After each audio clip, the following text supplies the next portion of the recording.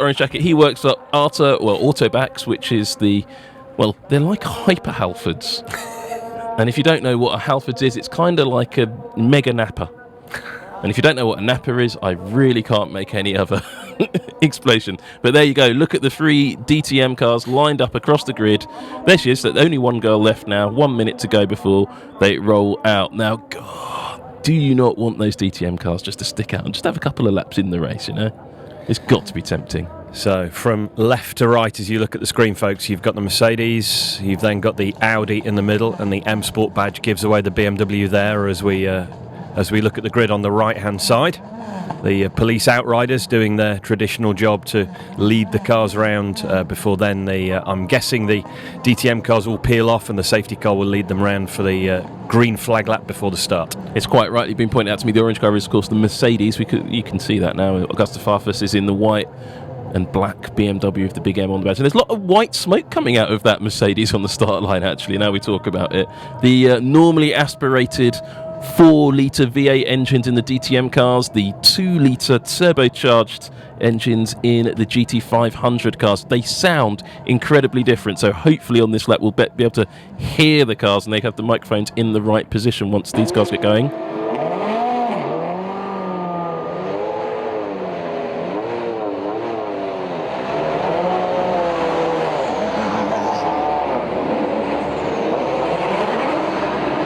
And there you go, there you have it, you can hear these cars coming off the line. Now I was wondering, was there a problem for the Mercedes? No, there he is, in formation there, the DTM cars. The Mercedes is definitely smoking though, isn't it? That's a bit of an embarrassment for the Germans there if one of their cars conks out. And well, is that the look of the future of this series? 6 manufacturers shooting out in GT500? I don't think it is. I think we're going to have some challenge races, however, because that's what everybody wants. But, oh, do you not want to see those 3 DTM cars just stay out for the opening stint at least? Just run the fuel out. Or the oil in the case of the Mercedes. Well, yeah, it does look like he's puffing smoke, doesn't it? It's now stopped smoking, which is usually when they blow up. Nice attention to detail from the police outriders there. A cheeky change of formation, I noticed. Yeah, that was it, to get through the tight corners. That was a very clever thing. Now, are the DTM cars going to get through without bumping into each other? The GT500 cars have all backed off. It's a shame they've backed off so far. Again, it's just... these German drivers are far too disciplined. I think if you had a European driver, they'd drop back and start weaving their tyres with the rest of the pack. Oh, look, the guys in GT500 have got a job to do, and the ambient temperature is chilly today. The track temperature only in the early 20s, and they've got a lot of work to do to get the tyres warm. It's a relatively short lap. It's less than 3 miles in length, so they're working the tyres hard to get the required temperature and pressure needed for the start. A few comments coming in. Would they call the series Super DTM? That's a good point. And someone just pointed out, would it be 5 manufacturers since Mercedes is leaving DTM? Well, rumours on the ground say it will still be 6. And it might even go as high as 7 or 8. There may be a Mercedes in Super GT sooner rather than later. There is a rumour that will not go away that Mercedes are coming to Super GT in 2019, but not as a works team. So we'll see how that plays out. But in addition, there are rumours of Alfa Romeo and Volvo joining the German series. So it's all to play for. There is some little tidbits of information coming out about the future, and it's all very speculative and it's all very rumoury. It is that time of year, though, isn't it? It is the silly season, and with this particular type of racing, it's the silliest of silly season. Now, look, the Honda NSX pace car has peeled in. Look at that! Oh well, that's proper. They're going to stand on each other's shoulders in a minute or something. Those police riders. But the DTM cars have got the official safety car behind them as the sirens wail from those outriders. And sadly, for now, that is it for the DTM cars in Japan. But I don't think that's the last we've seen of them. Well, apart from this bit where they come around another corner. But when they peel off into the pits, that will be the last we've seen of those DTM cars. But look at these police outriders. They've really practiced this, haven't they? And yeah, I think we'll be seeing them peel to our left, their right, shortly at the end of the pit straight, and then we can get the green flag lap underway for real. Now, where are the police going to peel off? Because they've missed the pit in. They've missed pit out. Well, I don't know. Are we getting an extra pace lap? Well, that's interesting.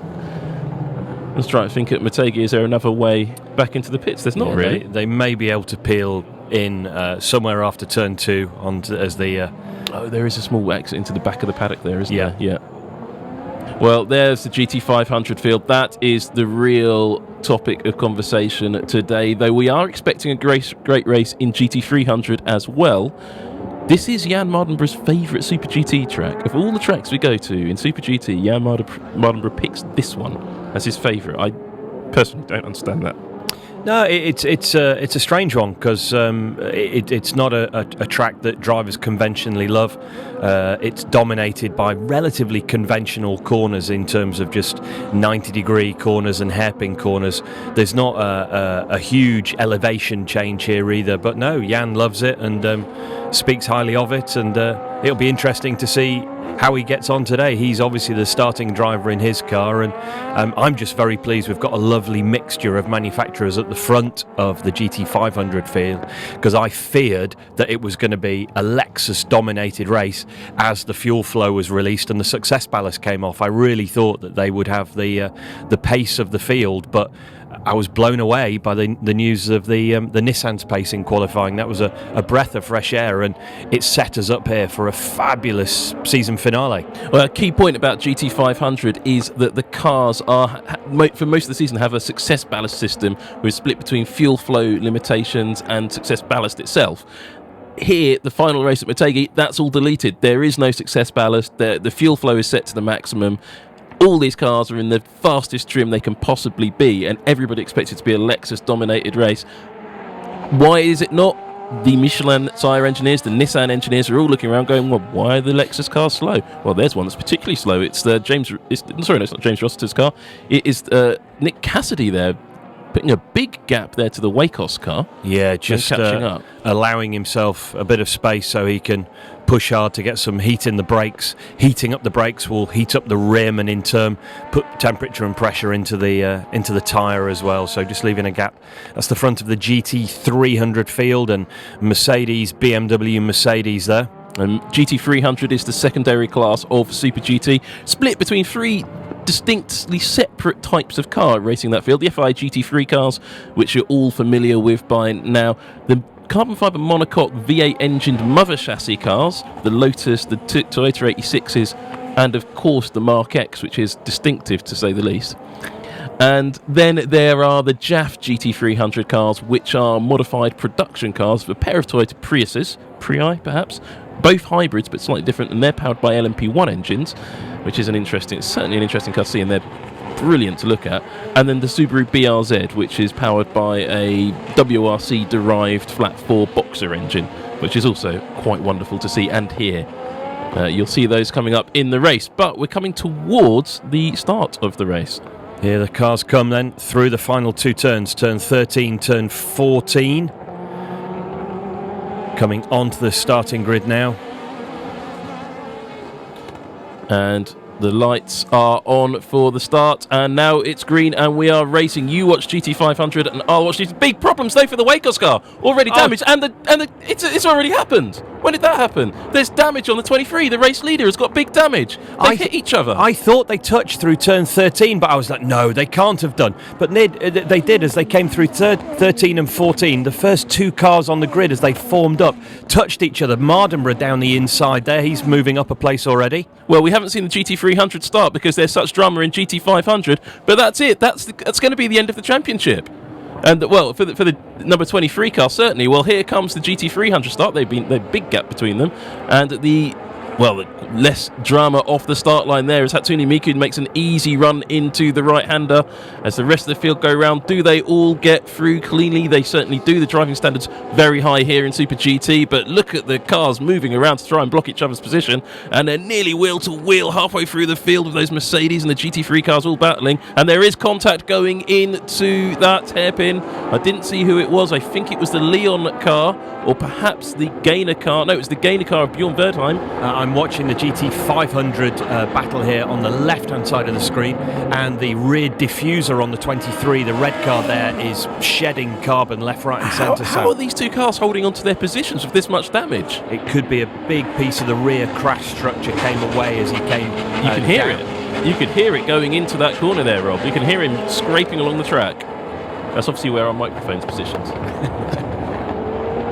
So coming around to complete lap one, and what a first lap that was. The Nissan still seems to be pushing ahead at the start of the field, but yeah, contact before the start of the race, and the splitter on the Lexus touching there on the right front corner. Well, let's have a look at this replay. Now, what happened? Turning in... Oh, and just... Well, I'm not... So a big break from the 23 car. Getting his tyres warmed up. Here, bang! Oh! Big contact there as they came into the last corner. Well, that's going to lead to some conversations, isn't it? One thing that has happened, it looks like the carbon that was running on the Michelin tyre of the 23 race-leading Nissan has now come away, and we're not seeing any more tyre smoke from that car. So, you know, Sam, I think he might have got away with it. And with the championship being up for grabs, this is huge. Well, let's remember that number 23 car needs to win the race.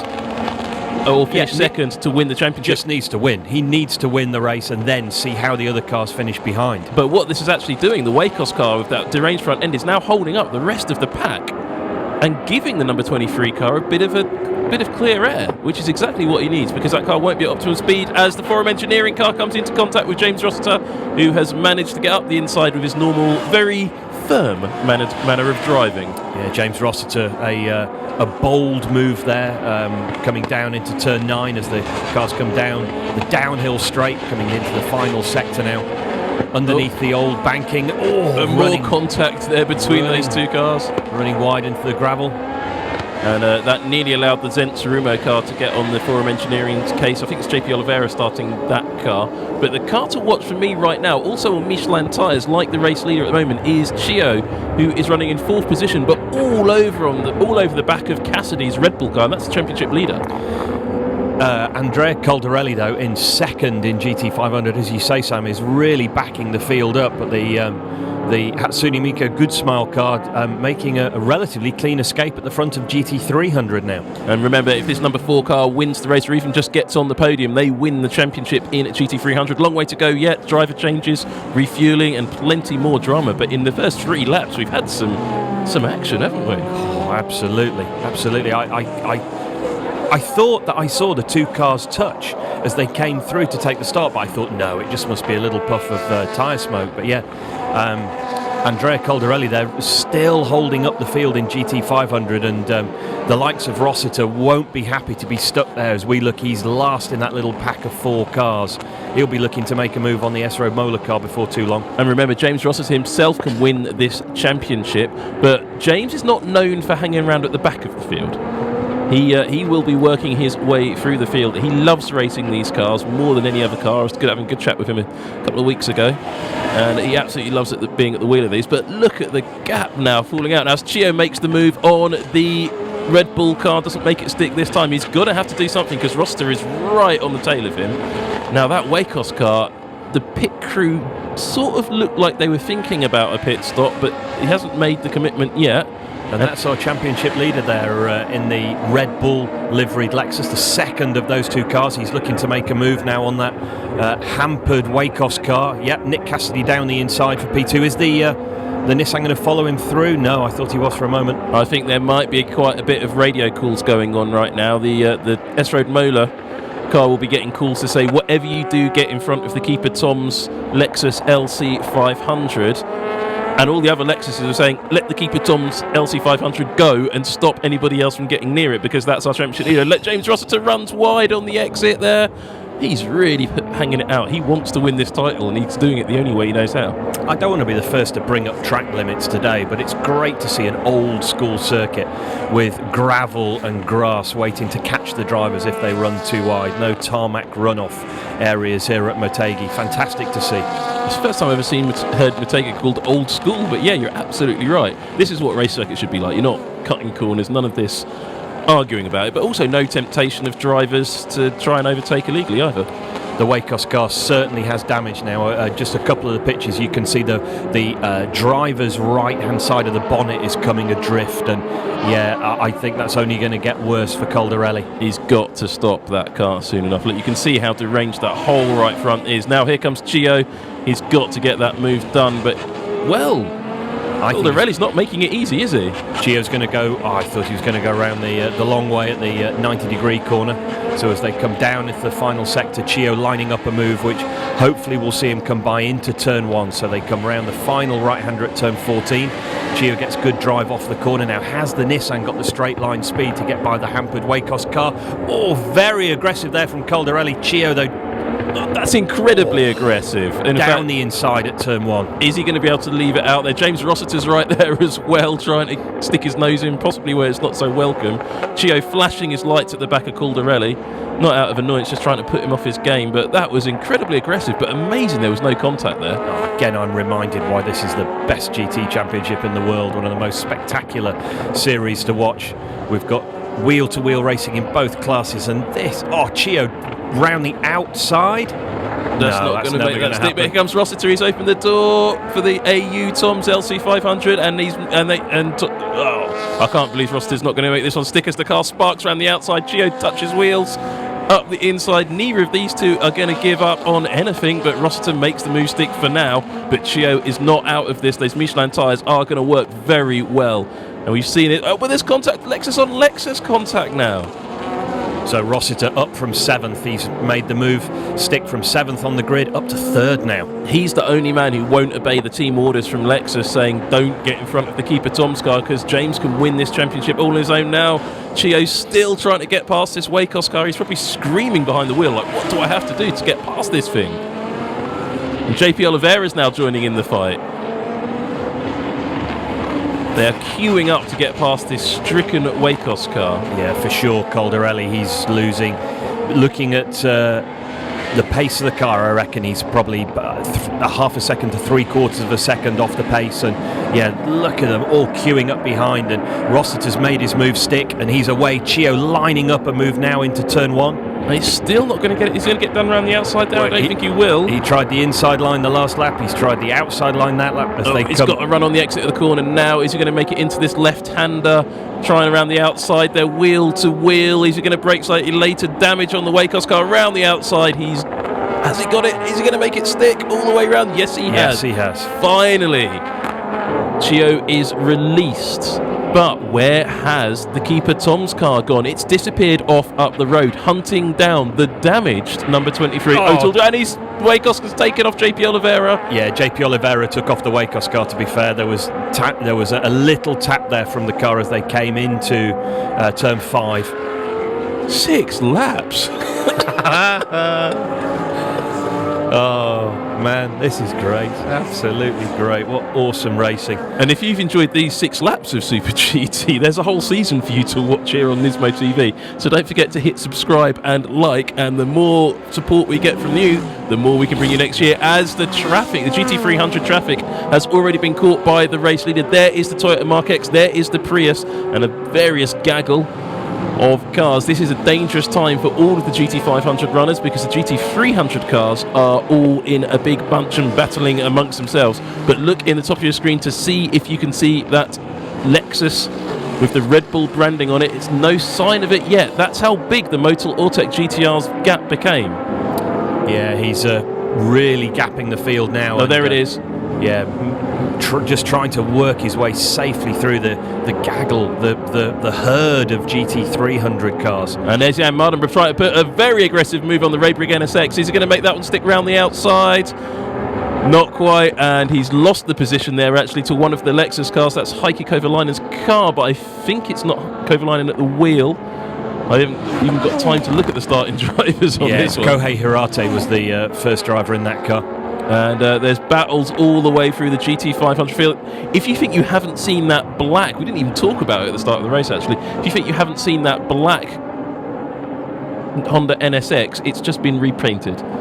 So it's a regular car, it's just got a different livery on for this race. But as we see, it is a drive-through penalty, probably quite rightly there for... It was Daiki Sasaki, not JP Oliveira. Beg your pardon, sorry JP, sorry. Yeah, no, Daiki Sasaki with a drive-through penalty for that contact on the back of Andrea Caldarelli. Now look at the traffic that the race leader is having to deal with. This whole, just as you say, herd of GT300s, all involved in their own championship battle, their own race, and it's up to the GT500 driver to get through it. But look behind him, there is the Tom's Red Bull car behind him. Ronnie's got to get this done. Even the slightest delay means he's got a Lexus on his tail, and as it stands, with Hirakawa, and it's Nick Cassidy at the wheel of the car, the Lexus Tom's car at the moment, that he is in title winning position. Second position is all the Lexus needs. Here's another car that is in title winning position, which I thought for a moment was going a bit slowly, but that was just for shortening of the lens, is the number 4 Hatsune Miku car, a very popular car in this series and on this channel.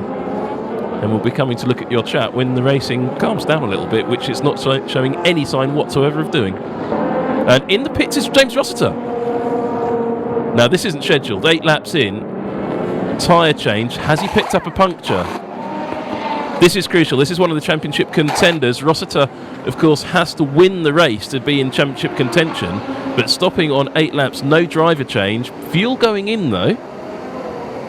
They're rolling the dice strategically, but that must be a problem on the car. Yeah, I'm pulling my curious face. All I can think is the car has picked up a slow puncture, and that's fired an alarm on the onboard tyre pressure monitoring system these cars run.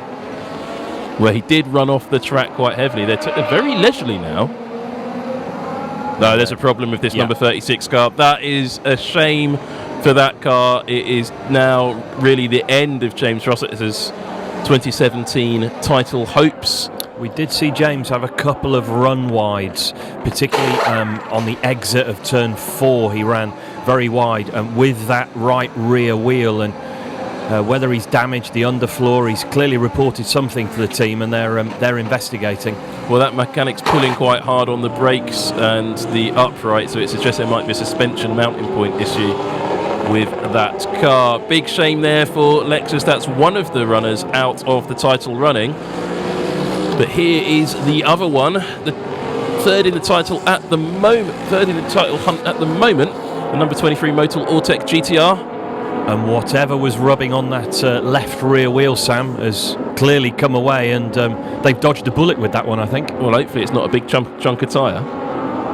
No. So looking at the Hatsune Miku Mercedes, well, having all its own way actually. That's the top 3 in GT300 on your screen. There in second position is the R2 BMW, followed by the GT86, and there is the following battle. Bjorn Verdheim up to 4th position there, with the GT500 leaders working their way through that front of the pack, and then they'll be released for a little while into clean air until they get onto the back of the train again. It's like playing Snake, really, an old Nokia game. If you're not old enough to remember Snake, what it is, just press down on YouTube enough and a little button will give you the game you can play. But looking at the comments, everybody is talking about reliability fine. Fresh F83 is saying it.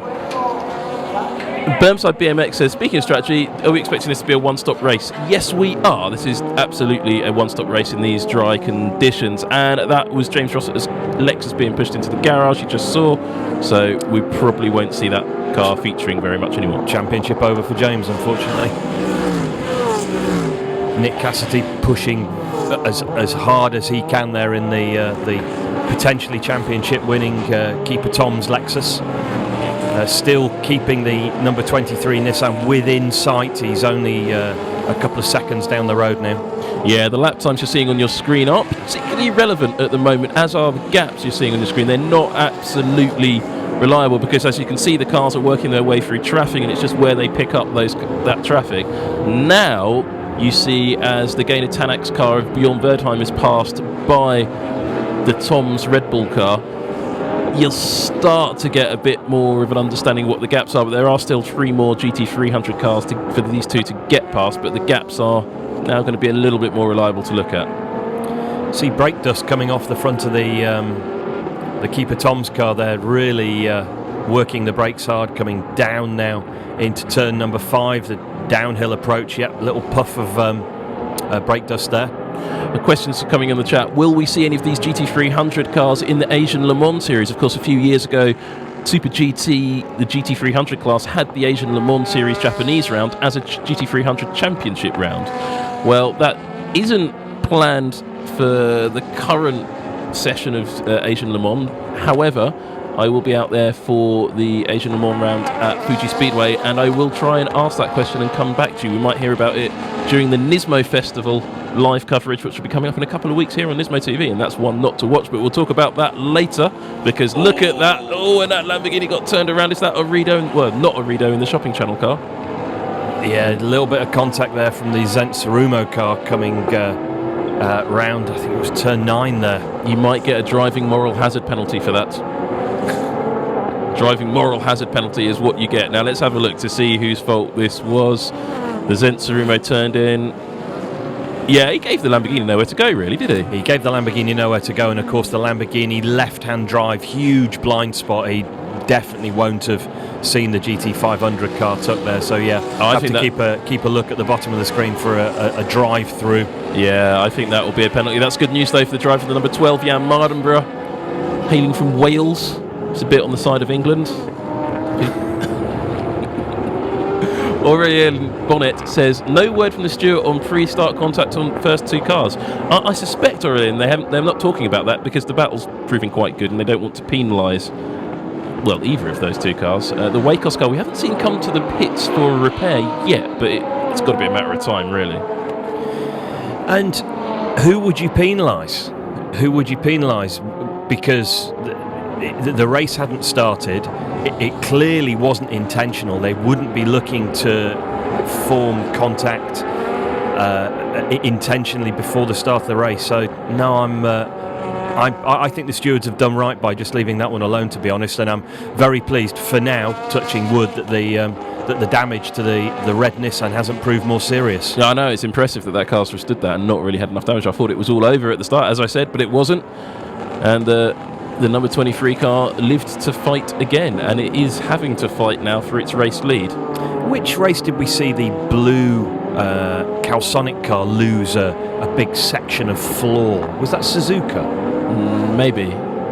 But that lost a huge box section from the rear diffuser, and it hampered it for a couple of laps, and then they just cracked on. If you don't follow Super GT on a regular basis, first question, why? You should. Secondly, there is a bit of history between the red car and the blue car. You're seeing the blue car, the Calsonic sponsored Nissan GT-R, and obviously the race leader is the number 23 Motor Lawtech car. There were quite a lot of races where the two bumped into each other on a hugely reliable basis, and now the drivers all get fined. Well, they're in the back of the garage talking to, I believe that was Tachi-san, one of the owners of Tom's, was James Rossiter, looking rather dejected in the end of his championship run. Yeah, a very aggressive, typical James Rossiter push from the start, climbed up from P7 to P3, but yeah, picked up a little bit of damage somewhere along the way, and they've called it a day there with the Tom's AU car. So unfortunately, Rossiter's championship aspirations end in the garage. The Forum Engineering GT-R penalty, according to RJ Connell, wasn't for the avoidable contact, but it was for passing under a red flag in the warm-up. Well, there you go. So there might be more penalties for that Forum Engineering car. Yeah, if I were a driving standards officer, I would be pointing the finger at him for that little sort of touch as they came down into turn 5. So the inter-class battle continuing now. It's interesting to see that Chio's pace has fallen off in the S-Road Mola GT-R, the other Michelin-shod car in the race, and he seems to be getting a lot of rear ends. You saw it sliding there on the exit of the corner, and he seems to be now dropping back into the clutches there of the Zensarumo car as a bird flies across the track rather bravely. But we're also seeing quite a lot of brake dust off the front of that Lexus. Are these Lexi running into braking problems, perhaps? That would throw well, a bird amongst the GT300s. Well, we've seen in the last few races a lot more brake dust coming from the Lexus. Perhaps they're running a different compound of brake pad. It is a slightly shorter race, 50 kilometres shorter, but Motegi is traditionally hard on the brakes. There's a number of very tight, low-speed hairpins with high-speed and downhill approaches. So yeah, really hard on the brakes here. Yeah, I was just watching to see the right front is where I saw the brake dust coming off, and obviously with the problem, the currently unknown problem for James Rossiter. But it does look like Chio's just dropped back. He's become slightly less competitive. Oh look, there's a Honda NSX in the race. That's the first time we've seen one of those today. Yeah, I know, the Hondas really aren't doing well here at their home circuit of Motegi. Honda has its big collection hall just up on the hill there. I've never actually managed to get up the hill because every time I go to Motegi it rains. So questions coming in about the GT500 class. How are the cars, if you want to set up a GT500 team, how do you go about getting a car? It's actually very difficult. These are all manufacturer-owned cars. In all three manufacturers, the cars are owned by the manufacturers, the teams are appointed, and you are essentially a works team. You would need a colossal amount of cash. Like more cash than you could possibly dream of, and then a meeting with the man that owns Nissan. That would be the way to start. Yep, or Toyota or Honda. Nissan is probably the best bet you'd have if you wanted to start a new GT500 team, because Nissan is the team with the fewest GT500 cars, and they'll be the ones to operate. And well, the DTM drivers sitting there in their overalls, I reckon Loic Duval, they're sitting, I just think he's probably thinking, I want to have a go. And rightly so, he's missing a fabulous event. So I can't believe, looking at the screen here, we've only got 14 laps under our belt. 14, it's been a lively race, 14 down of our 53 race duration. Well, that's quite interesting. We just saw on the screen briefly what the gaps are lap by lap between the first two cars in the field, and the gap is getting bigger, not smaller. So that Tom's Red Bull Lexus is not catching the number 23 Motor-Lawtech GT-R, which is a surprise because the red car has got damage on it, quite significant damage on the rear end. Bits fell off it. And again, I'm drawn to just looking at tyres. The race leader on Michelin's, the Keeper Toms on Bridgestones. Who's got the better tyre over a longer duration? Clearly, Michelin came here with something extraordinary for qualifying. Have they brought a good race tyre as well? Well, let's see as the race unfolds. We're still quite a long way off where we would expect our pit stop window to open. Looking at the GT300 field, a question came in. Let's see who it was from actually. It was from P4 Protagonists. I'm not reading out the second bit. Not enough time in the day. Yuta Asashina GTC asks, when will the ARTA team get a new JAF GT car? Now, JAF GT is the rule set in GT300s, which isn't the cars you can see in front of you, the GT3 cars. It's the ones where you can basically base a car on something that you've made up, such as the Arta Guerrilla, which they had before. No such plans. Rumour is that they may well be running a GT3 Honda next year, but they seem to be keen to stay with the BMW as well. Well, round the outside, or trying to make that move for fourth position in GT300, is the D-Station Porsche of Müller, trying to go round the outside of Bjorn Verdheim in the Gainer Tanak's Mercedes, and that battle's been going on for quite a long time. And conspicuous by their absence, Sam, are the mother chassis cars and the more traditional Japanese GT300 cars, the FIA GT3 specification cars, the BMW, the Mercedes and the Porsche we're looking at here. They are the class of the field. They're really suiting the configuration of Motegi. There is only one non-GT3 car in the top 8, and that is in third position. That is the Vivac 86, which we saw with all the bodywork off on the starting grid, but it's all gone back on, and the car seems to be working quite nicely. 8th and 9th positions are also filled by the non-conventional Japanese cars. Good to see those JAF GT cars and the mother chassis cars, because I just think they're a lot more interesting than GT3 cars. Yeah, they're a fantastic car. They're about 450 horsepower. More like a an out-and-out racing car than a modified road vehicle. Their silhouette is unique to the Super GT series. Well, it looks like Chio's found the fast button and is leaving the Zensurumo Lexus behind again. His lap times came screaming down suddenly, and the battle seems to have suddenly ended between the 38 and the 24. And he too is on that Michelin. So yeah, as the race settles down now, perhaps the Bridgestone runners are just finding they're losing a little grip. They're having to slow the car down just that little bit more. They're having to wait before they pick up the throttle. Whereas our race leader and Chio in the S-Road Mola car can continue to push on more aggressively. Battle there for 8th position in GT500. Quite a lot of wobble in the rear wing of that Honda, but rear wings on all of these GT500 cars are identical. It's part of the rules package. They all have identical floors, rear wings, various other parts. The gearbox is actually generally identical. However, one big difference with the Honda, which you can see on screen, is it's mid-engined and it's got bits hanging off it as well. The damping on that Honda doesn't look nice. If you look at the way the back of the car is bouncing in comparison to the Lexus behind, the Denso Lexus there looking a lot more composed, and the mid-engined Honda, bouncing around. That's Heikki Kovalainen, and he'll be getting into the Denso LC500. He was looking at his watch saying, is it my go yet? He's probably looking at his heartbeat thinking, I wonder if I've got a mild chest infection.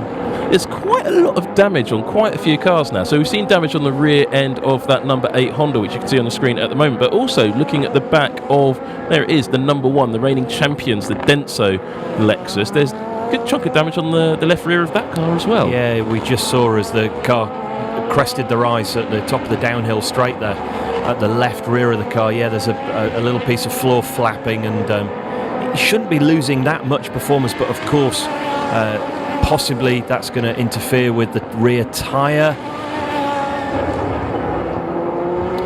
So if you're enjoying this racing here at Motegi, we need to see you hit like, and you got to hit the subscribe. There's over 1,000 if you're watching at the moment. And so hit like and hit subscribe, because we need to get all those likes up, because that's how we're measured on Bring It Backness for next season. So we need all of those likes. And Jan Martin, we're getting very racy. He likes.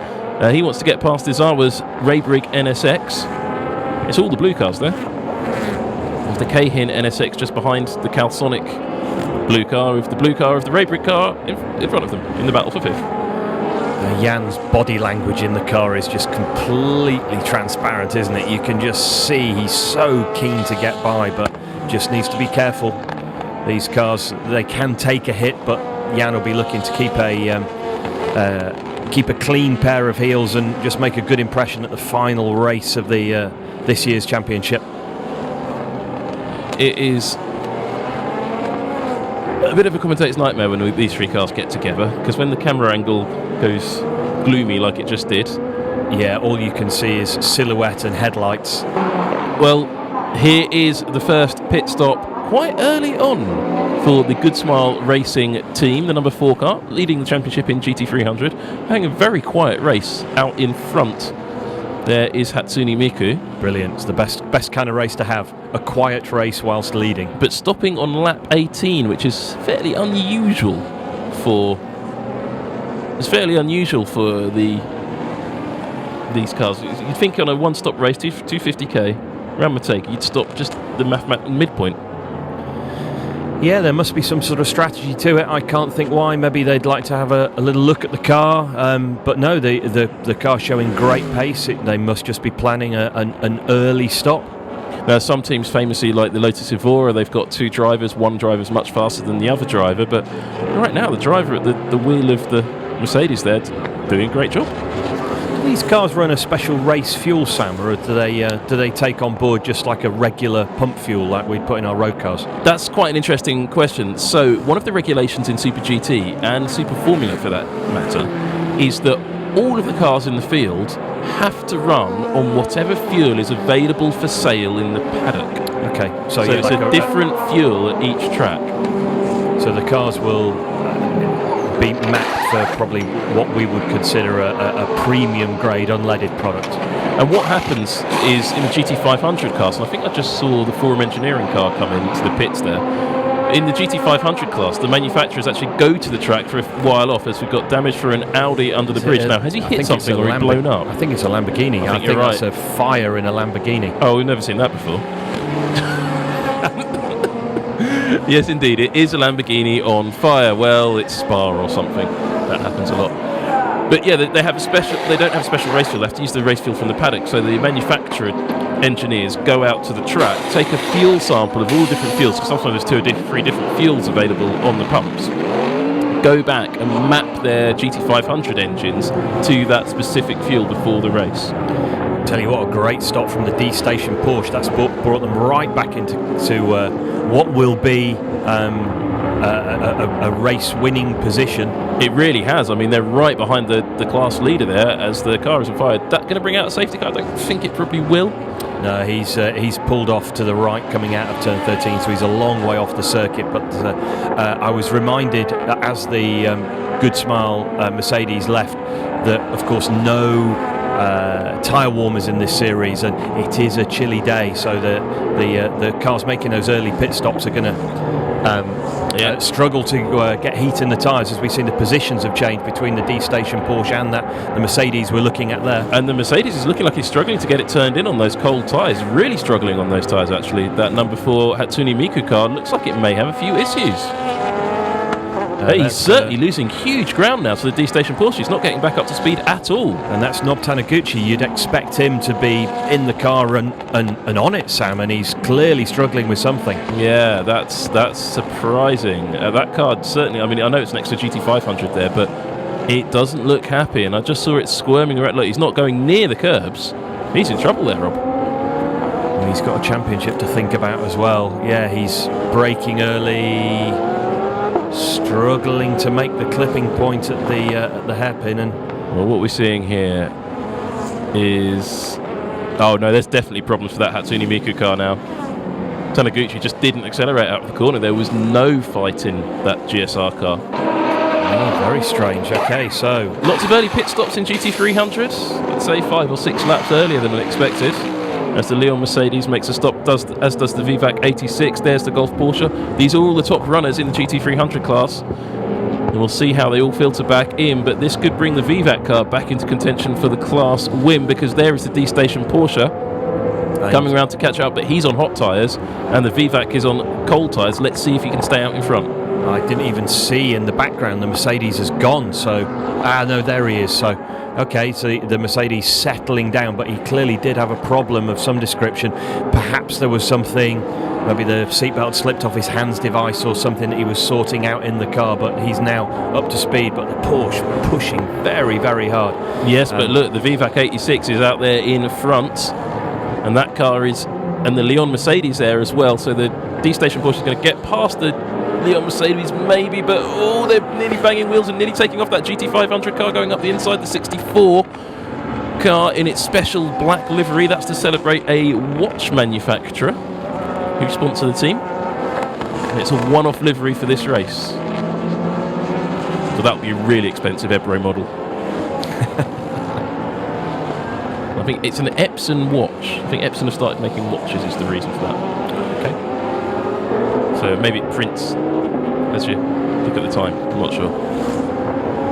But the D-Station Porsche now on the tail of the VVAC 86. And the VVAC 86 now should be coming up to tyre temps and should be able to hold him off.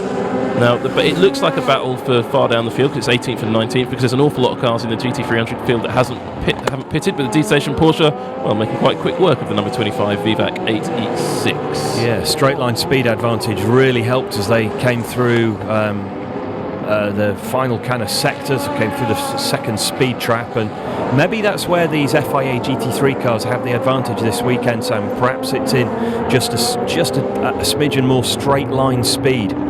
Yeah, I mean, there is a balance of performance that's conducted in GT300, but rather than like the balance of performance you see in the Blancpain Endurance Series in Europe, I mean, it's actually done by the same man. Claude Simont does the balance of performance in Blancpain Endurance, also does the balance of performance in GT300. He's having to balance 3 different types of car, and one of those types of cars, the JAF GT300s, have open engineering, so the cars have different bodywork from race to race. Interesting fact on the screen between the D-Station Porsche and the Hatsune Miku AMG, looking at the time they spent in the pit lane and the pace of the outlap. Nob Taniguchi clearly had a problem on the outlap that's now gone away. The body language of the car is more settled, he's back fully up to speed, but he lost a huge amount of time on his outlap.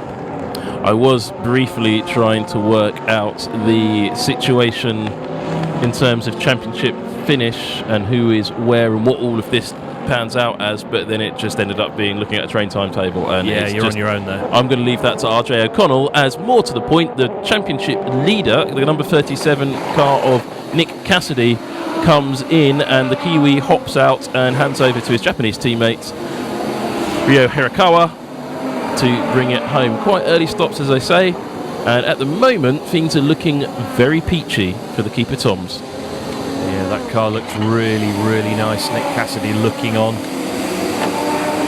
Fuel going in at the moment, so they can't touch the car. They can assist with the driver, but they can't touch the car. The D-Station Porsche's got a problem, has it? Yes, it has. It's because it's right front is low. I think it's got a puncture, Sam. Yeah. Yeah, right front's down. So that's bad news for the D-Station Porsche. So. Good news for the VVAC 86. There is the VVAC 86. We saw him run wide at turn 4 a moment ago, and it was the right-hand side of the car that he dropped off the side of the track. So yeah, unfortunately, he's picked up a puncture as we see the championship-leading Lexus rejoining. Yeah, and I think the situation with that is that the Hatsune Miku car is definitely still in championship contention now. Probably. Yes. Definitely, probably. Yeah, RJ O'Connell on Super GT World posted a very good championship permutations table, and it's quite long, but it's worth looking at and try and working out where all these GT300 cars particularly going to stack up. In GT500, however, it is looking like a good day for the 37 Red Bull Toms car.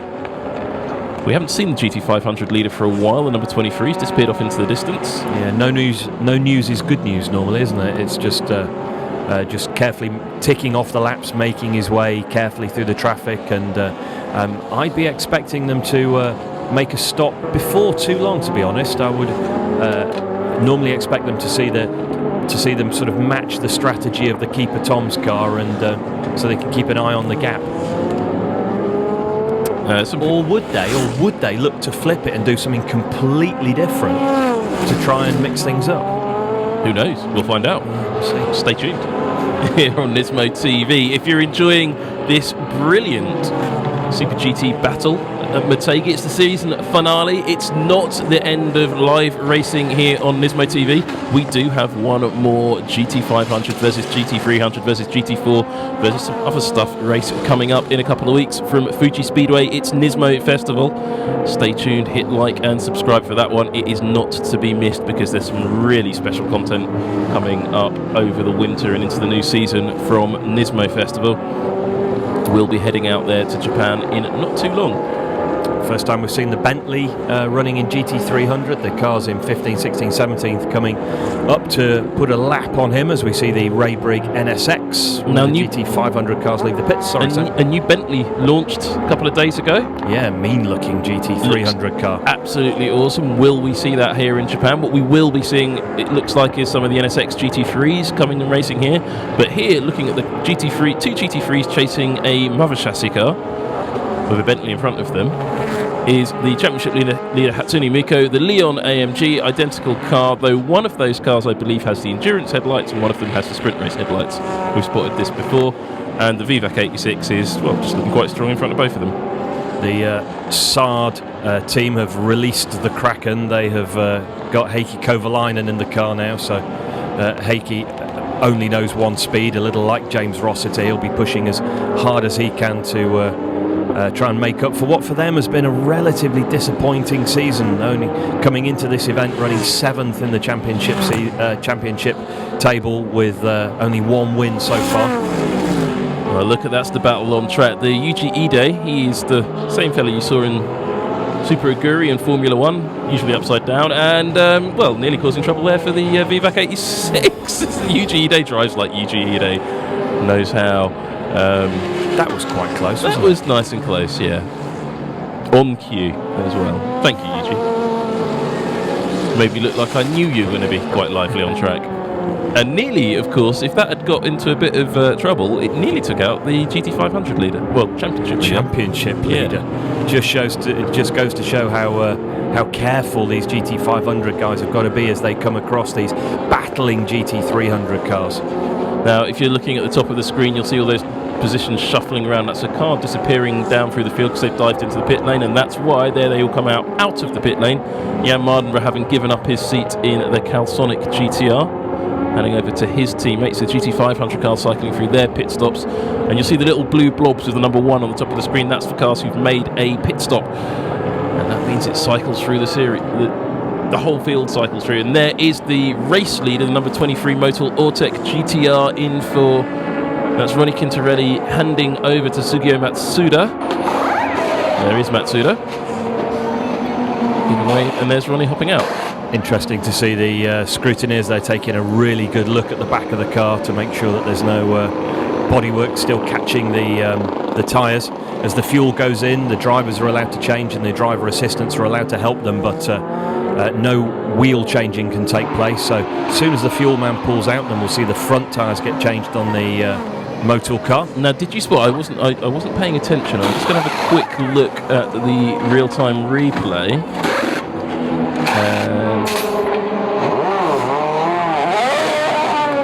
Just having a look to see if it's a 4-tyre or a 2-tyre stop.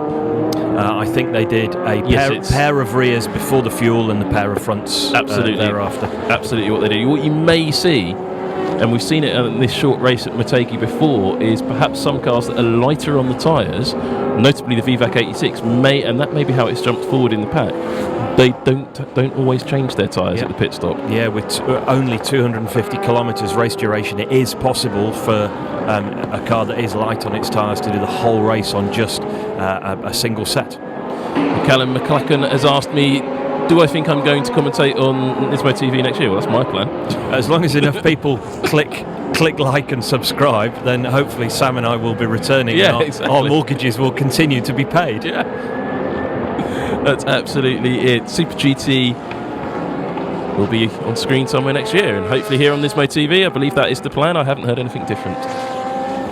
So more likes, more subscribes, make it more guaranteed.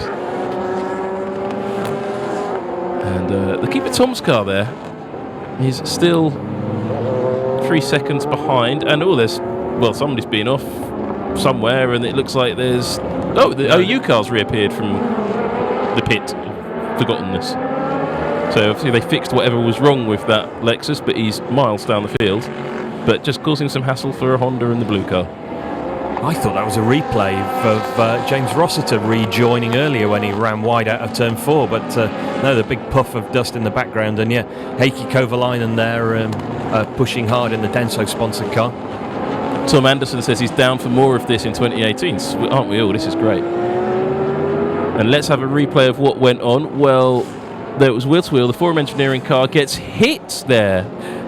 Almost hit by the Denso. Oh, he was just carefully manoeuvred out of the way by Kovalainen.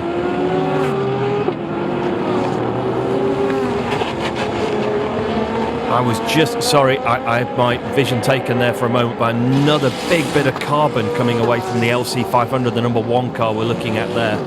Okay, here we go. Again. So that's a wheel arch liner. It's got some sponsor logos on it. So maybe the racing driver who doesn't really know what a wheel arch liner looks like. No, I don't think it is. I think it's the little legality panel at the left rear of the car, which we've seen with damage on it before. Well, Heikki Kovalainen is giving a very good view of that to the Calsonic GT-R at the moment.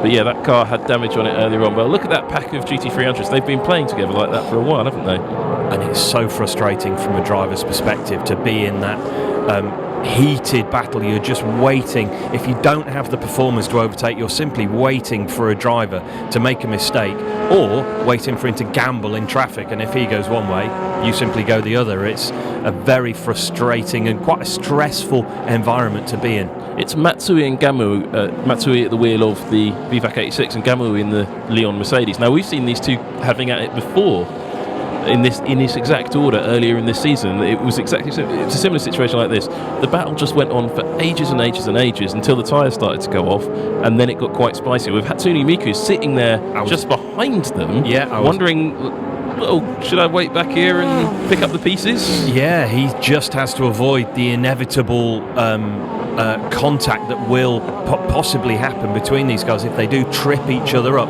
Of course, he's got his championship aspirations to think of. Now that bit of Lexus is still left in the middle of the track as the slightly scorched shopping channel Lamborghini is recovered onto the back of a truck in the backdrop there. But these guys are just going to run around together. You may have just had a glimpse in the foreground a couple of times of a green car with yellow parts on. That's a Toyota Mark X. It's a one-off car. It's a mother chassis car. There it is in the top of your screen. It's only on sale in certain places in Japan. The Saitama Toyopet dealership chain is the only place that you can acquire that car from. And it's built with the V8 engine that they all use, and you can just see it in front of this pack of cars at the moment. And it's an interesting, slightly different design. It's not pretty though. I was just going to say it's not the prettiest car in the field. When you look at how lovely the little VVAC 86 look with its beautiful wheel arch extensions, you can see the shape of the GT86 BRZ that car is based upon there as like a silhouette. But what a lovely looking little car, and it's not as pretty as that.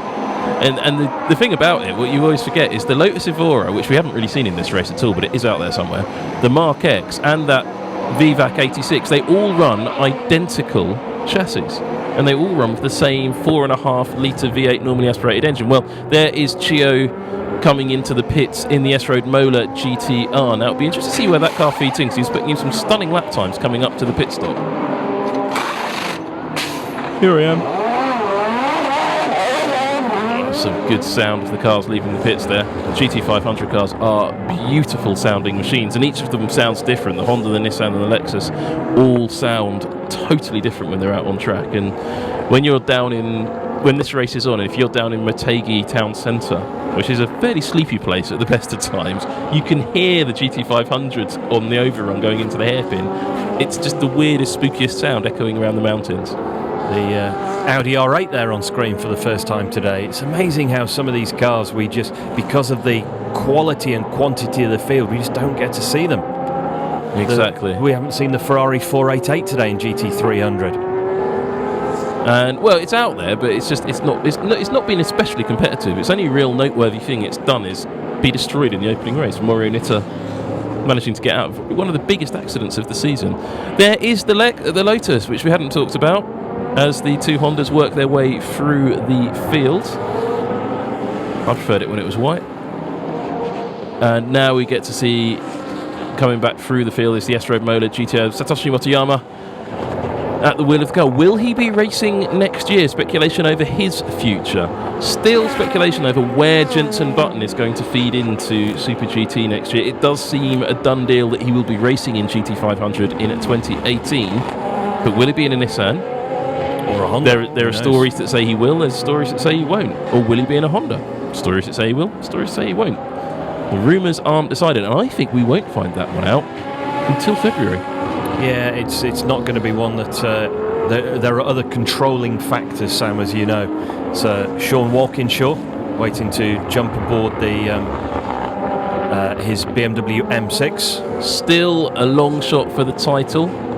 Has to win the race to win the title. Doesn't look like that is going to happen, as there's a good battle there between...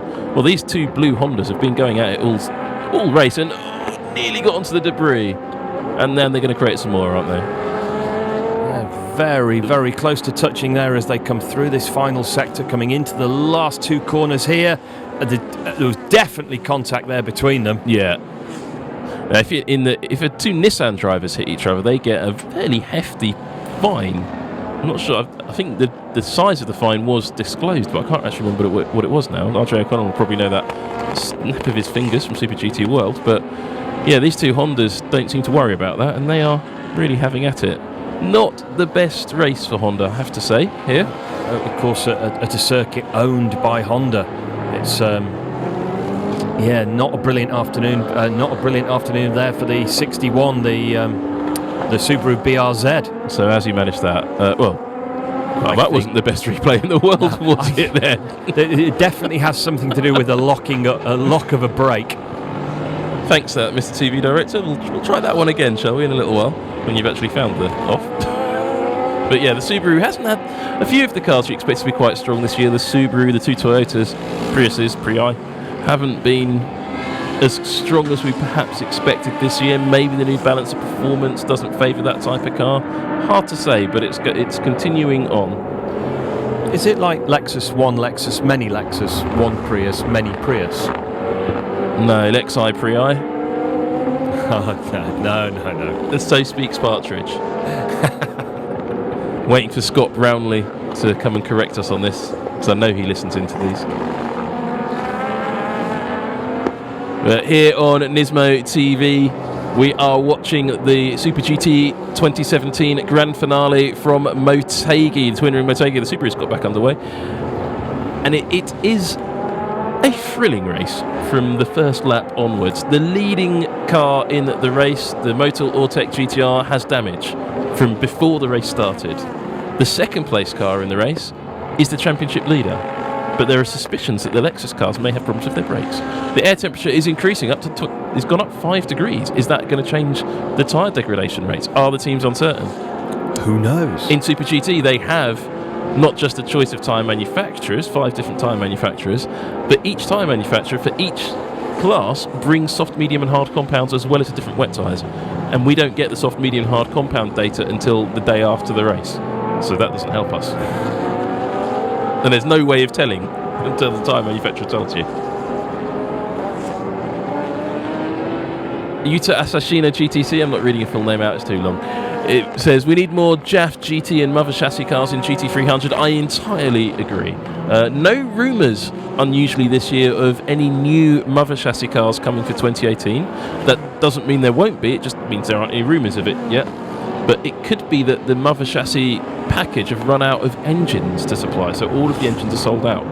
But there are plans to build more cars. What they'll be, I don't know. We have heard rumours and suggestions, but if you want to see a mother chassis car, let us know what you think it should be.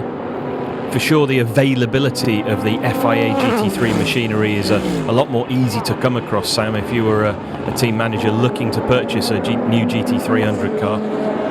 The FIA cars are a lot easier to get your hands on, as we see the 61 car that we saw in the gravel at turn 3 making a pit stop, being popped up onto the skates and then wheeled back in.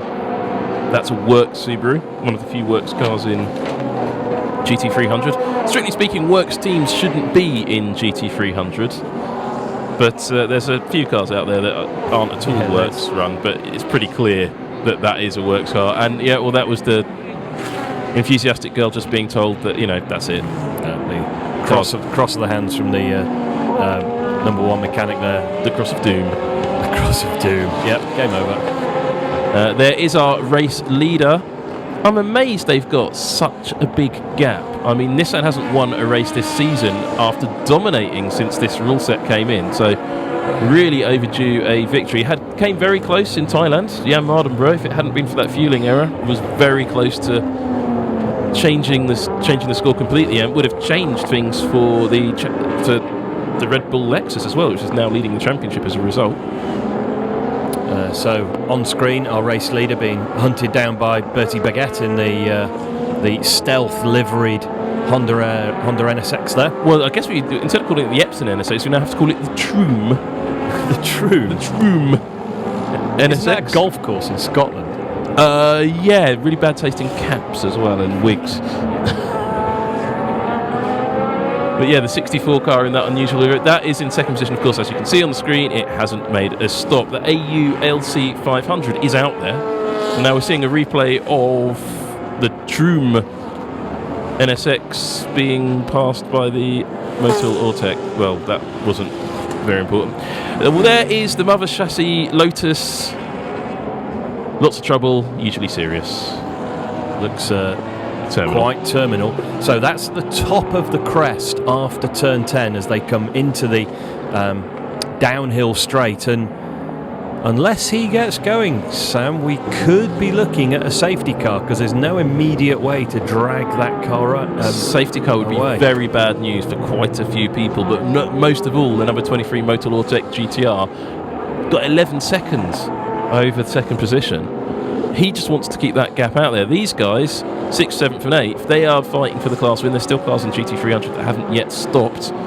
Safety car comes out, it could change the picture of this race overall, and it could interrupt the overall standings. I wonder if Bando-san is sitting in his office going, no safety car.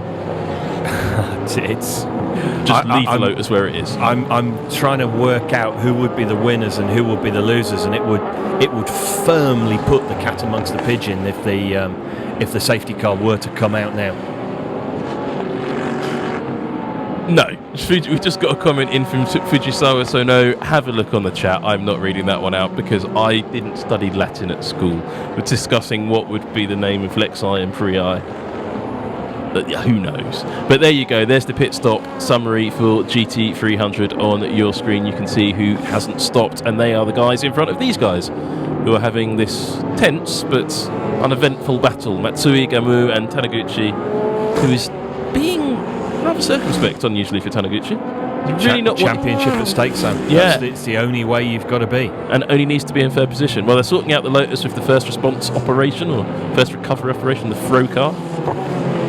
Something in Super GT, you'll see that very slow-moving SUV on track at quite time. They drive the slow course cars around the track during the race. It's normal. May seem unusual to European eyes, but in practice they had buses going around on the track with the race cars. And there are questions coming in from a kid named Kenny96. What do the red and blue lights on the windscreens mean? It's which driver is in the car. Yeah, driver ID lights. It's unusual, actually. It's one of the few series in the world to allow a forward-facing red light. You can see the colour of the headlights. The GT300s run the yellow lights and the headlights, and the GT500s run the white headlights. But normally within sort of conventional European and world motor racing, you're not allowed any forward-facing red light. But here in Japanese GT, yep, driver ID lights. The Raybrig NSX and the Keihin NSX, these two blue Hondas, have been squabbling since the first lap, really, over who gets to be in fifth position, which has absolutely no bearing at all on the championship. It may have a bearing on who gets a contract to drive for Honda next year, though. So now we see our GT300 leader coming in to make his pit stop. And that is Takagi giving way to Sean Walkinshaw, formerly of this parish. That's a car that is in contention for the GT300 championship. Has to win the race, probably won't. So we'll see where he feeds back out with this gaggle of three cars. Could he have played a blinder with this late pit stop? We'll see. Running in clean air might be. Not going to be a million miles away, but those tyres are stone cold. Now, let's see, looking back down the track to see where that number 25 VVAC 86 is. Nowhere to be seen. I think it's disappeared off up the road. Yeah. There he is. Oh, no, he hasn't. No. They're coming through. Oh, no, this has played well.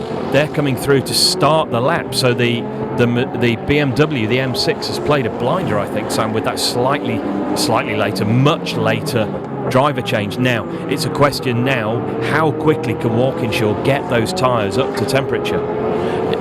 Even now, with that situation, it still isn't enough to give.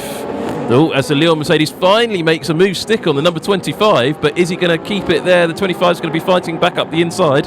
He didn't see that one coming. The 25 driver was caught napping. He was caught napping by the older specification Mercedes SLS there on the right of our screen, flashing away. The Leon Mercedes just took advantage of the VVAC being distracted and went down the inside. Great move. And that old Mercedes does look really old now.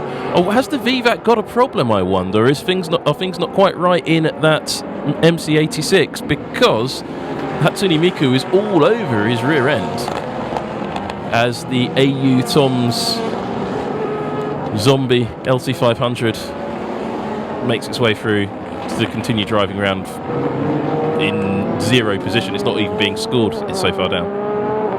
There you go, there's the gap between the 86 and Hatsune Miku. Well, doesn't really matter because you can see it on screen. Nob Taniguchi there in the Mercedes, now looking to make his move on that VVAC 86. And yeah, like you say, Sam, it does look as if he's got a problem. It does. I think that is a bit of a slow-moving VVAC 86. And it's interesting. I mean, these cars are great. Now, here's another car that could cause a little bit of an upset. The number 51 Project Mu LM Corsa. Well, she's happy. Or cold. Jumping up. It's 19 degrees centigrade, and she's got 3-layer Nomex on. She's not cold. That is the car that's in second position in the GT300 Championship, leaving the pit lane now, but crucially, leaving behind Hatsune Miku and leaving behind any hope of winning the championship, I think. Unless they have a storming recovery drive and very quickly get up to speed, yeah, they're going to struggle from there. They're going to be, when those tyres come up to temperature, they're going to be in about 7th or 8th on the road, I think. And for the Nakayama Tsuboi LM Corsa Lexus to win the championship, it has to be on the podium with the Hatsune Miku car not doing very well at all, and the Hatsune Miku car is currently doing quite well indeed, but it doesn't need to clear this number 25 mother chassis 86, because yeah, I mean, look at the Leon car is gone. It checked out, disappeared. Yeah. He's just up the road, and yeah, those Bertrand Baguette's teammates. That is the Troom Epson NSX, as we have to call it. Matsuri 64. Yeah, Matsuri leaving the pits, so yeah, he's eventually made his stop. So 36 laps under our belt of the 53. Battle in GT300 continues. Hatsune Miku, Nob Taniguchi there being very, very careful. Remember, it's his championship to lose, really. Yeah, and they're driving sensibly. But look how much time he's losing. He's going to have a go. Well, you imagine you're sort of driving along in your Toyota 86 and you look up in your rear view mirror and all you see is Hatsune Miku coming at you. That's what your face would look like. Fight GSR, I think, is the hashtag for that team. Very active on social media. Even that is the only team, I think, in Super GT, other than, of course, Nismo itself, that has a English language Twitter feed. Really? They do have an English. They started at the Spa 24 Hours. And they've kept it going. I'm going to have to get on this newfangled Twitter thing, really, aren't I? Yeah, maybe. That'll be funny. I'm going to upgrade from my Nokia. No, don't do that. To something more smart. Slightly smarter Nokia? I might get a car with an internal combustion engine next and one without a man walking in front of it with a flag. Of all the GT300 cars, everybody has stopped. But the key factor is this car is the race leader on track. They did play a blinder by making that late pit stop. The Arta M6 with Sean Walkinshaw at the wheel has gone into the lead in reality. That's an amazing strategy from the Arta M6. They obviously won their home race at the Fuji Motor Speedway, and leading out of nowhere. So yeah, a fantastic in-lap, a fantastic pit stop, and a fantastic out-lap from Sean Walkinshaw. Great job. Richard Morris has just tweeted a very nice comment saying, thanks for the great coverage. What are we seeing here? Two Hondas finally overtaking each other? Yes, is that a problem? Raybriggs got problems there. Or was that team orders? That looked like team orders. I think that was team orders. So was that strange one? Rick Morris being nice about us? Yeah, Rick Morris was saying, thanks for streaming. I have the same commentary for the 2018 season. Yep, you can come again. Thank you very much. You're allowed. Have you hit like and subscribe? I think you probably have, but if you haven't, you should, because hitting like and subscribe means we might come back. Hashtag be like Rick. Yeah, we like Rick. Well, coming up next on Nismo TV after this wonderful race from Motegi, as Hatsune Miku is trying to get up the inside of the VVAC 86, but Matsui isn't making it easy for her. There is the Golf Porsche combing in on the rear of Hatsune Miku as well. Can't remember if that's Jono Lester at the wheel or not. That is the car that crashed on the warm-up lap as well, or the warm-up laps earlier on. You can see a big bit of damage. Is that Jono Lester at the wheel? It will be Jono Lester. He's second driver in the car today. So yeah, Jono Lester at the at the wheel of the iconic Gulf liveried Porsche. Fantastic to see. You can see the damage on the left rear of the car, just ahead of the left rear wheel. You can see a big patch of different coloured orange. That's because they've got Gulf orange tape. Doesn't quite match the paint, and that's where it got attacked by an Audi R8 in the warm-up session. Doesn't seem to be slowing the car down though. And there come those two scrapping Hondas to join in the GT300 battle. Ooh, around the outside, that could get messy. No, just about made it. I just had a thought now. If Nick Cassidy wins the championship today, he'll probably have to go up on the podium and have to do his champagne spraying, which he's absolutely failed to do at any point in this season. So if you are on the Twitter, do drop Nick Cassidy. He's on there. I think it's just his name is his Twitter handle. I think do drop him a note about his champagne technique, his champagne spraying technique being lacking. I'm pulling my confused face, Sam, because these two Hondas that are clearly under some sort of championship, under team orders within the championship, are still racing. Well, it looks like for position. Well, they are racing for position, but that would look like a team orders pass. But yeah, the Ray Brigg car that's currently the second one behind is looking more aggressive than you'd expect, being under team orders. And Nob Taniguchi down the inside. Did they touch? He's got to be so careful, the driver of the Mercedes, he doesn't pick up a puncture. That's our champion. He's in a championship-winning position. He doesn't need to be having a tight battle with this car, the VFAC 86. But equally, he needs to get by it because John O'Lester's going to be. He's going to take no prisoners to overtake him. So, and Hatsune Miku is third in GT300, even though the leader of GT300 hasn't pitted. That's why Hatsune Miku is in third position. All Hatsune Miku needs to do is finish in the top three and is guaranteed the championship.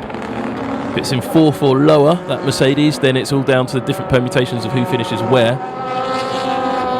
But this is, John O'Lester's getting very close now to the back end of Hatsune Miku. And big damage there for the Wed Sport. We haven't really seen the Wed Sport Lexus at all in this race, but he's got big right front damage. Now, how did he acquire that? I think he's hit something, Sam. I think he's definitely hit something with the front of his car. And he's hit two things. He's hit the Prius and the Honda together. Very fragile, the front end of these Lexus, aren't they? If that was Bertrand Baguette... he can't see. He can see a little bit more now there, but yeah, a sandwich there with one of the cars whose driver was called Baguette. There could have been some bread-based joke, but he's obviously sat in the pits, so no, I'm not going to make that one. If you're a fan of bread-based jokes, click like, click subscribe, and be more like Rick. If you don't want any more bread-based jokes, do that anyway. So the gap between first and second in GT500 is opening out there. The Keeper Tom's car, number 37, at the moment looking like he's cruising home to a championship victory. The Motul Ortec GT-R, there you go. Here are the championship points in real time. 2 points in it. Just 2 points in it. If Oshima and Caldarelli move up, they might be able to. They will take probably just enough points off the Keeper Toms to hand the title to the Nismo car, but it seems too far away. There is Nick Cassidy, Jan Mardenborough's flatmate, not very good at opening champagne bottles. Yeah, fingers firmly crossed from him. 13 laps to go. Is it going to be a lucky 13 laps? Yeah, the body language of the car certainly suggests that they're taking care of their advantage. As we see Sean Walkinshaw now, he's coming over the crest of the rise down towards the turn 11, the right-hander. And here come the blue-on-blue Hondas. Cahin leading, Ray Brigg second. Are there team orders in that team? Well, here's the battle in GT300. The number 4 Hatsune Miku car, you can just see the Mercedes hunting down the back of the mother chassis GT86. That's a carbon fibre monocoque car with a 4.5 litre V8 normally aspirated engine in the front of it. And it is a very difficult car for guys to get past. It's a very different balance. The GT3 car works very differently. The Mercedes is doing everything it can to get past, but has to be so careful because that Porsche 911 is on the tail. Well, there are the championship standings as we see them on track. Taniguchi and Kataoka are in a nice position, but Gamu and Kurosawa in the 65 Mercedes are causing them problems. Last year's title winner, the VVAC 86, has not been as competitive this year since a New Balance Performance came in. Just looking at the championship standings, I was just thinking worst case scenario for Nob Taniguchi in the Hatsune Miku AMG if he did pick up a puncture. Well, that's how you do it. And we have seen cars puncture there today, Sam, as they come out of turn 4. If he did pick up a puncture, it would drop him out of championship contention, hence he's being so careful. He needs to get into clean air though, because Jono Lester right there with the VVAC 86 right there, it'd be so easy for we've seen already with the GT500s how easy it is just for a catch-up trouble of a lapped car and lose your championship on that. We've seen James Rossiter lose his championship hopes with some unknown problem on the right rear of his Lexus. Nobuhiro Taniguchi then dropped a wheel at turn 8 as well. He's pushing very hard and he's taking a few more risks now. He needs to be careful. Getting past that 25 car will essentially guarantee that Mercedes the championship, but he's got to be so careful because this is what I was talking about. Look, there's a GT500 car tucked in there trying to make the move. As Taniguchi tries to go around the outside, that's not going to work, and he's got to look out for Heikki Kovalainen, who really... It's not Kovalainen, of course, in that GT500, it's his teammate, but... No, it is Kovalainen. It is Kovalainen in there, so he didn't see Kovalainen coming, and because he was so busy having his own battle, and that has opened the gap up to the 25, but Jono Lester's right there in the Porsche. Will he make the difference? Yeah, I'd be grinding my teeth like that as well. I thought that was a fantastic move from him, going around the outside potentially at turn 11. He lined it up beautifully, but yeah, Kovalainen got in the mix and it really cost him as they made their way sort of through and into the first sector. But he's already looked back on the back of the VVAC car. The VVAC car just clearly isn't running as quickly as we know the Mercedes can do, and it looks like the Porsche's being held up as well. Back in the old days of Formula 1, it's what you might call a trolley train. Yeah, I'd forgotten that. Jarno hasn't. And it's nearly contact between the number 4 and the 25. The 25's lost it, the number 4's gone past. Is that trouble for the number 25? Must be. That was very curious at turn 5. Almost looked like he'd missed a gear. Obviously these cars running paddle change system, so you can't physically miss a gear shift like you can in a stick shift car, but yeah, very strange there. Very strange. Yeah, they just dropped pace back there suddenly for just coming out of the corner. It didn't seem to accelerate.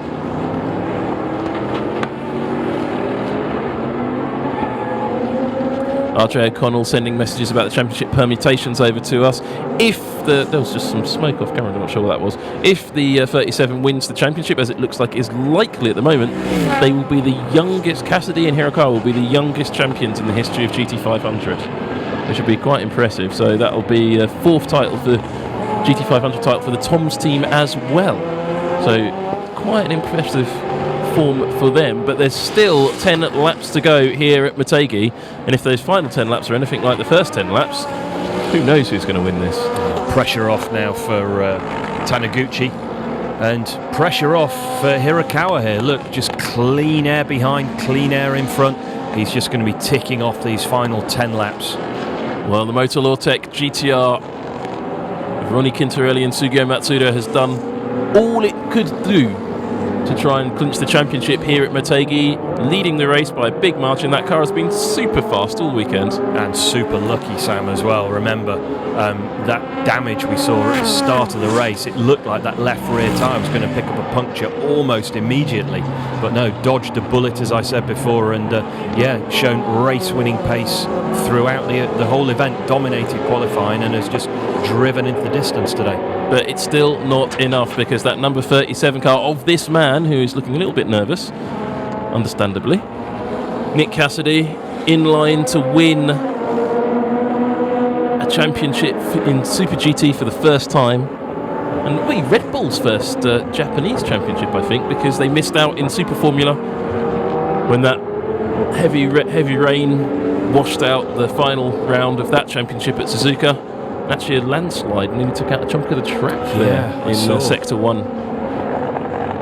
So quite right to cancel that race, but it meant Pierre Gasly missed out on the Super Formula Championship in his Red Bull branded car. So this is Red Bull's next attempt at trying to win a championship in Japan, and it's looking like it's going rather better. Nice consistent lap times from Hirakawa. We saw his body language in the car was one of just backing it off, and the stopwatch suggests the same, and he's now lapping within 1/10 of a second, about a second away from what that car's capable of doing. So very much just keeping an eye on the laps to go and taking care of the machinery. Well, it's interesting to see quite a lot of these GT500 cars, Rob, have got damage on them, and there's no damage whatsoever on that number 37 car. It's even clean. It looks like it's just, come out of the showroom, so to speak. This car does have damage on. The race leader, number 1 Motul Ortec GTO, and as you see it turn into the corner, you see the whole left rear of the bodywork is missing, the lower edge of the diffuser, but it doesn't seem to be slowing the car down at all. No, missing now for 53 laps. It's or 40. Was it 43? 43, but it will have been missing for 53 because it's missing since before the start of the race, and you can see that whole structure behind the left rear wheel just not there. But the lap times are still very, very competitive. Now, these are the lap times. Interestingly, if the DTM cars were doing 1 minute 44s, they're still 2 seconds off a lap off these cars in race pace. And so far off in Matsuda's last lap, though, he's dropped into the 45s now for the very first time. So maybe those Michelins are starting to go away. We'll have to keep a gap. Have to keep track of the gap between the Keeper Tom's car now in second and our race leader, because if those Michelins, which were so fast in qualifying and so fast in the first part of the race, are now starting to go away, that could play into the hands of Hirakawa here. That gap was 11 seconds, 11.4 seconds between first and second, so a substantial gap, and probably enough to keep the two in the same positions you see. In GT300, things could change rather more. There's third position in GT500. Ishihara in the Zenitsurumo car. We thought that car might get a penalty early in the race, but it didn't seem to. I just saw a gaggle of GT300 cars, which our race leader will have just made his way through. So that's the reason for the 1 minute 45 lap time. And there we see the... that was Mintzilla. Mintzilla in the wrong place. Resting in the gravel at turn 10. Well, that was an interesting interlude there from one of the GT300 Nissan GT-R GT3s, the green one, which is called Mintzilla. We hopefully will be seeing the new specification Nissan GT-R GT3 in Super GT next year, but no announcements of that expected till February. Yeah, the new GT3 cars just starting to make their way into the marketplace. We saw, as you said earlier, the launch of the new Bentley this week. They'll be starting to trickle through now with a view to selling those cars in the open market and supplying them to teams to run in this series. Now here you have, leading the field, is a car that hasn't performed wonderfully since it first came to Super GT, the BMW GT3, but it seems to be working here. And the M6, of course, M6 now, its life coming to the end. That's soon to be replaced by the 8 Series BMW, so we're going to see a racing version of that before too long as well. I think it's already in testing, isn't it? It's due to race at Le Mans next year, the GTE specification. This GT3 car, I thought the GT3 car was actually going to continue a little bit longer. I think it will continue one more year, but the gap between GTE and GT3 now becoming much more a day or two in the workshop rather than a completely different car, so the cars can swap between spec now. A real shame for, well, all of us watching this actually, was that the World Endurance Championship race at Fuji Speedway was so wet that we can't get any realistic comparisons of the relative pace of GT300 and 500 against GTE Pro and LMP1 and LMP2. Yeah, it is a shame because the Super GT GT500 cars, Sam, they are so fast, they are so efficient, they're so quick. They haven't got a huge amount of power, only 650 horsepower, but the aero, the mechanical grip, the fact it's a tyre battle. Speaking of battles, the blue Hondas continue, but no, the GT500 cars, they are just so fast. When you compare, when you realise that, I was trying to visualise this on the way in this morning, and just thinking about a lap in an IndyCar around Motegi. Being 2 seconds slower Yeah. than the car that's leading this race. And just imagine you were the driver of, if that Dallara IndyCar, and you're absolutely on it, and then just blatting past you is this huge GT500 car going at that sort of speed against a big single-seater. It's just incredible. Social Meow is asking, we'd love some onboard during these super tense moments in the race. So would we, actually. Yeah. Well, we'd love it. Yeah, I'd like to see an onboard from the Ray Brig right now, looking at these two Hondas battling. And well, I'd love to get a bit of team radio, that even though it would be in Japanese, I'd like to hear the tone of voice between these two, because they really need to. Well, they're going to wreck or. Considering we saw the Ray Brig car pull to the right coming out of turn 4 and let the Cahin car come by, ever since that's happened, he's been on the back like a madman. The only thing we haven't seen is a flash of the lights, but the body language of the car is so aggressive behind. He hasn't actually had a lunge yet, though. I mean, it looks like he wants to, but he hasn't actually had a lunge up the inside or the outside anywhere yet. Oh, look, 7 to go. We've got plenty of time for him to go for a desperate lunge. You see the drivers with the sun getting quite low in the sky here in Motegi. You can see the drivers' helmets. RJ O'Connell's talking about Nob Taniguchi, who went from being a street racer to a freelance journalist to a garage mechanic, turned professional at age 30, and now is about to get a record equaling 3rd title in GT300. There's a brilliant article by RJ O'Connell on Super GT World about the history of Nob Taniguchi, going, how he ended up being this Super GT star. And everyone calls him Nob. His full name he never uses, because NOB, no one better, he says it stands for. Oh, there you go. I read up on him when he came to do the Spa 24 Hours, and as RJ's just pointed out, what a fascinating character.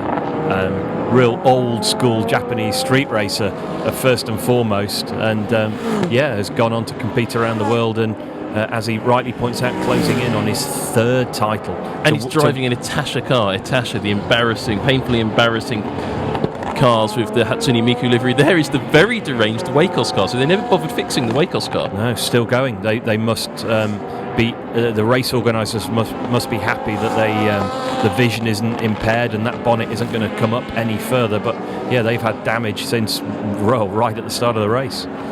Coxan Maton asks, which do you think is faster, current GT500 and 90s GT1? Current GT500 that's an easy answer. Yeah, easy. There's not much that has been before that is quicker than a current GT500.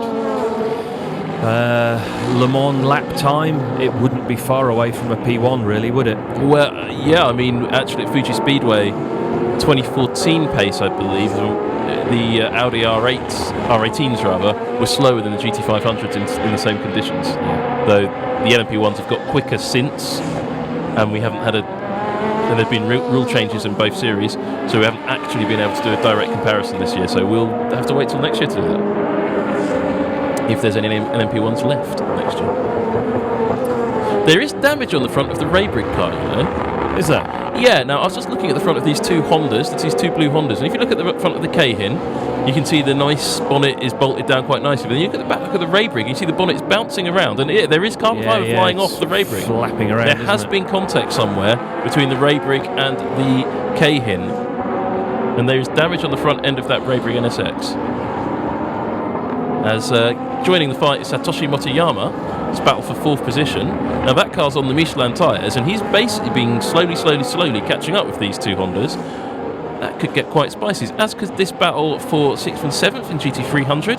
Hironaka in the Gainer AMG, chasing down Tsuboi in the JMS Lexus. And not only are these guys competing for points, as we mentioned earlier, they're competing to make the right impression. Going into the winter layover, the drivers are keen to just leave the best impression they can on their team manager. They'll be soon making decisions on who they're going to employ next year, and if you have a brilliant last race, that's the one that everybody's going to remember. So these last 5 laps coming around to 4 laps shortly will be fraught, particularly for this man, Sean Walkinshaw. Now he's got a little bit of a gap back to the next GT300 car. There it is, the Leon Mercedes. But Leon Mercedes is hunting him down, as you can see on your screens. Is it going to be enough? I'm not sure. It should be close at the finish. 4 to go for the GT500 cars, of course. And however many laps the GT300 cars have to cover in that time. Yeah, he's going to catch him. Looking at how the lap times are coming down, he's about a second a lap quicker. And now he's got him in sight with nobody in between. So... well, it looks like it's going to be a German GT3 car on the top step of the podium. The question is, which one? Yeah. Is it going to be 66, 65 or 55? And as you can see here on your screen, look at how that gap is coming down. The Leon car on its Bridgestone tyres is really making best out of that BMW, that much larger car. Different lines into the hairpin. Sean Walkinshaw diving in, making a V out of the corner. He's losing a lot of time now, isn't he? Yeah, possibly struggling with the front end of that car, just losing a bit of grip from his tyres as they come down towards the final sector. All quite tight and technical down here. Again, we're going to see that gap coming down further, Sam. I heard somebody locking up into that corner. That's what I was just listening. You could have that very telltale sound of a lock-up where anyone who's raced or spent a lot of time at racetracks sort of goes quiet for a moment after, just to wait to hear if there's a bang or not. But there wasn't. In Super GT there are so many cars we don't actually get to see all of the incidents on track. We didn't ever discover what happened to Mintzilla or indeed the Subaru, other than they just decided to take an alternate route around Motegi. Interesting track. If you are travelling to Motegi ever, if you go at the right time of day, you can take a steam train. A steam train. Who doesn't love a steam train? So, 3 laps to go now, and this is the battle for the lead. If the black Mercedes were to take the lead, which is about to, they'd still be behind in the championship, wouldn't they? Yes. It's essentially irrelevant because Hatsune Miku is in 3rd position. As long as he finishes on the podium, everything else is moot. Yeah. Great comment coming in saying from, who was that from? From Daniel Davidsonal. I think he's from the Netherlands, or David So in the Netherlands. But anyway, he says he loves how they don't bring out safety cars just for debris here in Super GT, and it creates brilliant racing. Well, if you like this sort of racing you're seeing on the screen as the Leon Mercedes tries to get around the outside of Sean Walkinshaw and doesn't succeed, hit like, hit subscribe, and we'll bring you lots more of this. And of course, there is almost 2.5 seasons worth of this action now on Super GT on Nismo TV, and lots of behind the scenes videos you can tune in, and there's just lots of wonderfulness here on this channel, and we hope to bring you loads more of that. In fact, we know we're going to bring you loads more of that, because next up in a couple of weeks is Nismo Festival. I was just going to say, Nismo Festival coming up. There's going to be a huge amount of footage on the internet of that, and some iconic cars taking part, as this scrap now is genuinely nose to tail with what will this be for them? About 2.5 laps to go, I guess. Look at this, side by side against the pit wall. That's all getting a bit tight, isn't it? Squeezing him up against the pit wall. There will be an argument about that between them, but he gets the move done and up into 1st position in class. Gamu gets the move on Walkinshaw. Can Walkinshaw hang on? There is the race leader, the Motor Lawtech GT-R, and there's a man in a cap. Hiroki Kurosawa, ex-British Formula 3 driver. And yeah, that's the teammate of Sean Walkinshaw. He didn't have a cap. But look, because of the Motor Lawtech GT-R just being there at that moment, the Leon Mercedes now has got Sean Walkinshaw on his tail. Now, is he going to let this one go? I don't think he will, but has he got the pace to take the fight back to the Mercedes? 2 to go. No, and some body, quite large chunks of bodywork off the side of the track. I wonder if that was a large chunk of I think that Honda. Was yes, I think that was a big bit of Honda. It was the right colour. And that car's been conspicuous by its absence today. Not that one, the one in front of it. The Honda, the 16 Honda. Yeah, the 16 Honda. We saw quite a lot of it at the Suzuka race. I can't think why. Yeah, it's 'cause it was kept on getting penalties. Yeah. So we're panning back to 2nd position, and the TV camera nearly missed it. There he is. Ryo Hirakawa, 2 to go. And if he finishes like it is, he gets a champion. It's the front end of the Waycross. Now we get a great look at what a GT500 car looks like under the skin. So it was blue, but it wasn't a Honda. It was the front right quarter of an LC500. That car is slowly dismantling itself like an old NASCAR back in the 90s. What you can just about see is the intake and the plenum of the tiny little 4-cylinder 2-litre turbocharged engine that kicks out about 650 brake horsepower. Customer version of that engine is going to become available to anyone who wants one in 2019 and 2020. It'll be interesting to see where that engine ranks up. And mounted so low down in the car as well, well behind the front wheels, right the way down there. And here we see the bonnet. Yes, well, that's got to be a scary moment for the driver. He didn't back off though, to his credit. No, the distorted airflow from the car in front. That's going to make a great souvenir for somebody. Coming soon to eBay. I'd have it. Well, it'd probably be the shopping channel with a slightly scorched Lamborghini. Last lap now for our race leader. Fantastic job from the Ortec team today. Yeah, the Motor Ortec NISMO team have been craving a win this year. They've been close all through the year and just been slightly unlucky. But that Michelin-shod car has been untouchable here at MOTEGI. And Nissan takes its first and will be only, hopefully, victory this year. But there will be a guaranteed victory for Nissan in 2 weeks' time at Fuji Speedway in the NISMO Grand Prix, the final race of the season for GT500 and GT300, and it's an all Nissan GT-R affair. But there is the car that is going to take the championship with just a few corners to go. The Lexus LC500 of Nick Cassidy and Ryo Hirakawa in championship winning position. But here we go, crossing the line for the final time here at MOTEGI.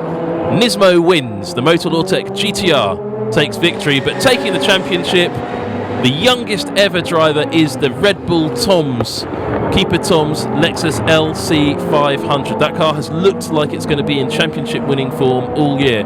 Winning GT300 is that Leon Mercedes, second position Sean Walkinshaw, but here coming up to take the championship in GT300, it is the Hatsune Miku Team Good Smile, Team Ukyo Racing with Good Smile Mercedes AMG GT. That's easy for you to say.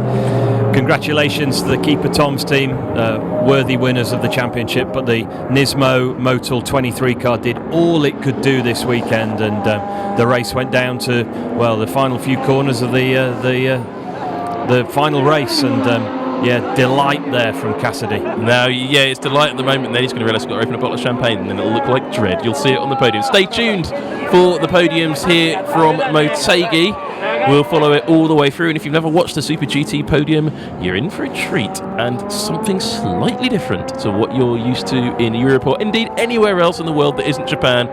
Huge emotion there in the car from Ryo Hirakawa. You can see the way he's feeling. He's thumping the steering wheel with both hands. He's a very happy boy. We'll be back on NISMO TV in 2 weeks' time, though. Don't miss it. The NISMO Festival. Some stunning metal lined up and carbon fibre lined up for that event at Fuji Speedway, and the highlight of it all, the NISMO Grand Prix. It is the final race of the season for GT500 and GT300, and you absolutely have to tune in for it. We'll have it live and in full here on NISMO TV, so hit like, hit subscribe, and stay tuned right now for the full podium ceremonies, and we will get some interview from Nick Cassidy in English straight away as soon as their cars get back to the Parc Fermé and they work out where to put the podium, which always takes a while at MOTEGI. Because the start-finish straight's so wide, they just never work out where the podium is. We'll also have comment and feedback from the drivers in the Motor Ortec GT-R, though that will be in Japanese, so we can only guess at what they say. And the same for the Hatsune Miku Good Smile Mercedes. I don't think Hatsune Miku herself will make an appearance. I'm hoping, changing the subject slightly, that we get a close-up of the back of the car that we're looking at here, just to see the extent of the damage that happened as the cars came round turn 14 to take the start of the race, because that was a big hit and it was rubbing very aggressively on the rear bumper until whatever it was came away. Sorry, rubbing on the rear tyre until whatever it was came away. If we don't get a picture of it on the screen, which I'm sure we will actually, but if we don't get a picture of it on the screen, we'll certainly put it out on social media, because the amount of damage on the back end of that number 23 car from that first, not even the lap, nothing. Yeah. The pace lap crash. and to go on and win the race. I mean, that's a solid piece of engineering, that Motorsport GT-R. The car that suffered from it was the Wacos Lexus, which we saw the damage finally put paid to that car, and it will reappear somewhere on the start-finish straight with half the car coming in. So, Rob, full season of Super GT done, barring the NISMO Festival. What's your favourite race? Oh, see, I'm old and traditional, and for me, it's this championship will always be about a race at Suzuka, whether it's a 1,000-kilometre race, whether it's a 10-hour race, or whatever it might be. An endurance race at Suzuka, for me, sums up Japanese GT, or now Super GT. So, no, my favourite race was Suzuka. For me, discounting perhaps the first 8 and 9 laps of this race and all the Honda versus Honda, there is the champion for GT300 for Hatsune Miku. I'd actually say it'd be Thailand, mainly because I actually got to watch it and not talk about it. Yeah, no, Thailand was a great race. For me, I'll always remember Thailand for Jan Mardenborough running out of fuel, or Jan Mardenborough's teammate running out of fuel. Mardenborough's in-lap to go purple box was stunning, absolutely stunning. And to think where he's come from. And the heartbreak for Mardenborough as well when he failed to win it. But here we go, there is your champion of Super GT 2017. It's Ryo Hirakawa getting out of the Keeper Tom's Lexus LC500. That car has been dominant since its introduction at the start of this season, but Nissan will fight back next year. It is certain. The GT-R is clearly got pace in it still. Fastest car by miles here. Nissan have got the measure of Lexus, which they didn't at the start of the year. You Absolutely. know, they've fought back as a team over the season, and done a great job to win here today at the final race. And the early season complete dominance of Lexus has now been broken. There you go. There is the Champions Trophy for Nob Taniguchi there with his finger up. He knows he's in first position. If that's the trophy you get for winning, it's nice, and I mean you're a champion and stuff, but it's a bit see-through. Yeah, I'm not convinced about Nob Taniguchi's choice of cap. I'm a big fan of his teammate's cap. That's a strong cap. The peak etiquette going on the left there, much better than the one on the right. Look at that for peak etiquette. I mean that is very good. That is very good. But he's got a badge on his hat. Yokohama 100 on it. Sounds like the name of a race. Yeah, exactly. That's going to be a good race. First ever motor race in Japan was held near Yokohama. Was it? On a riverbank. The bits of the circuit are still there. I went past there a few weeks ago, and of course it was won by a Nissan. And we'll be bringing you some footage of that race on NISMO.TV over the winter. But there is Nick Cassidy banging in the bonnet of that Lexus LC500. Big smiles on his face. He is the champion of GT500. And there's going to be a rather large party, I suspect, in Shinagawa this evening, if he even gets that far. Looking at the champion GT500.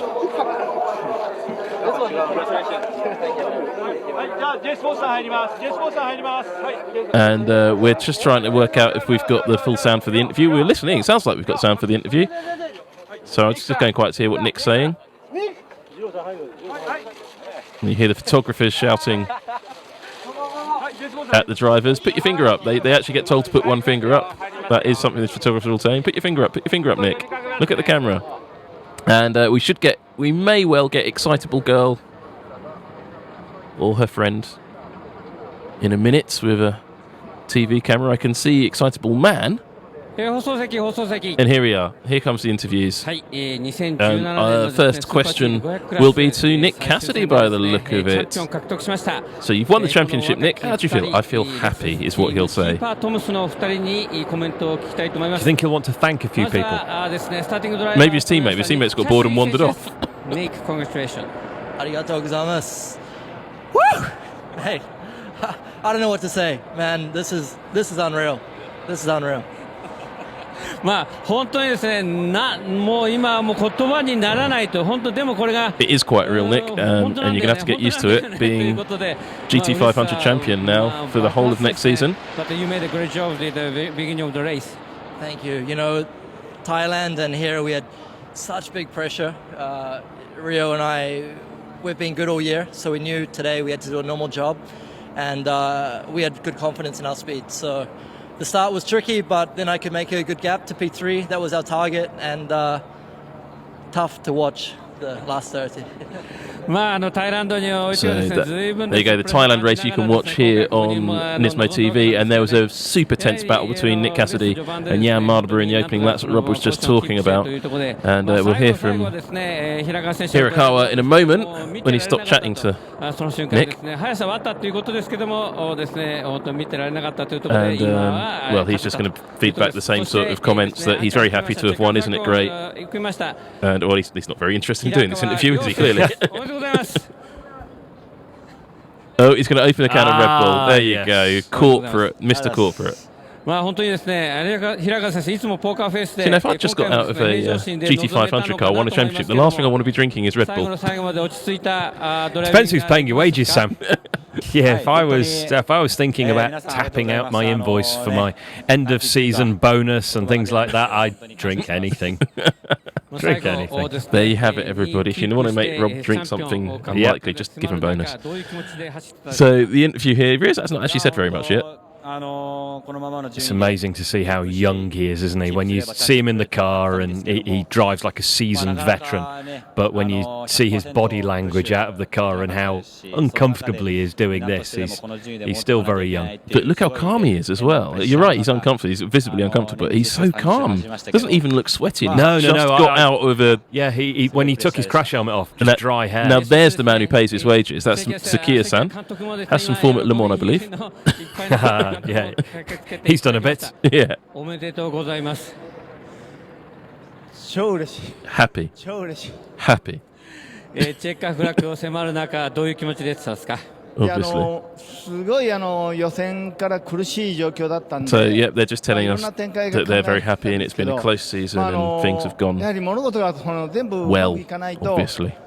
こういう結果にならないんで。 No caps really going on here. Though. It's just not, you know, there was some the drivers' caps, but no. スタッフ全員。Sakia-san's a bit too old and sort of civilized, formal. Yeah.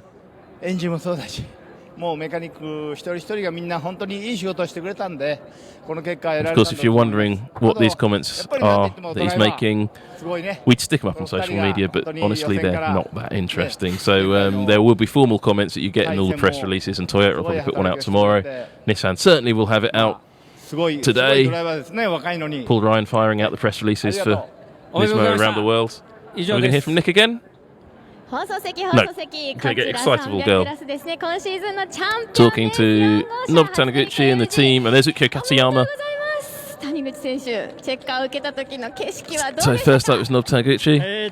勝ってチャンピオンを取るって言ったんですけど、まあでも勝てないかったことは悔しいですけど、でももうチャンピオン取れたんで。He's happy to be a champion. Thank you. そしてその後半ね、見守っている側としてはどんな心境で見守ってましたか。 Strong cap has been replaced by the corporate cap with the badge, the Yokohama badge.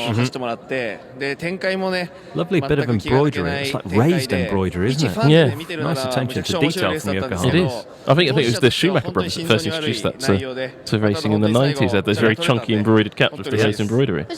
Previously, everybody just had it printed on. So two-dimensional. I know. There's always the Schumacher's going that extra step. Well, that's obviously gone around the world now. Yokohama have gone to that route. So Kataoka is very happy. Didn't put a very long stint in, 18 laps I think it was. No, very early stint. They gambled, and for a while it looked like it hadn't paid off. But no, Nob Taniguchi did a great job once he'd settled down. So I'd love to know what the problem was that he had when he first came out of the pits. Which is probably what he's explaining now. Yes, I dropped my wallet or something, and I was fishing around in the footwell to get it. Yeah, that's pretty much I think what's going. And I think he's pointing out it's still in. I think Kataoka is pointing out it's still in the car. Well, let's hear from team boss Ukyo Katayama.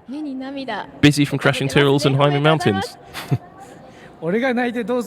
He's definitely happy. 長いねシーズン本当にねいろんなトラブルもあったけど1年通して I wonder how quick he'd be if you put him in the car. He'd still be on it. I reckon he'd still have it. Yeah. A driver of his quality, you lose a little bit of out-and-out pace, but no, he was exceptionally fast in his day, and yeah, I'm sure he'd still be right there in a car like the AMG GT3. That'll be interesting to see. Well, Excitable Girl says, well done, champions, GT300. I think there's quite a few happy people on the chat that Hatsune Miku has got the title. Yeah, that'll be a hugely popular victory in Japan. Well, there's a nice skyline shot. We're going to come up to the podium in a minute when they found it. But there is the provisional result of this race at Motegi. The Motor GT-R took victory.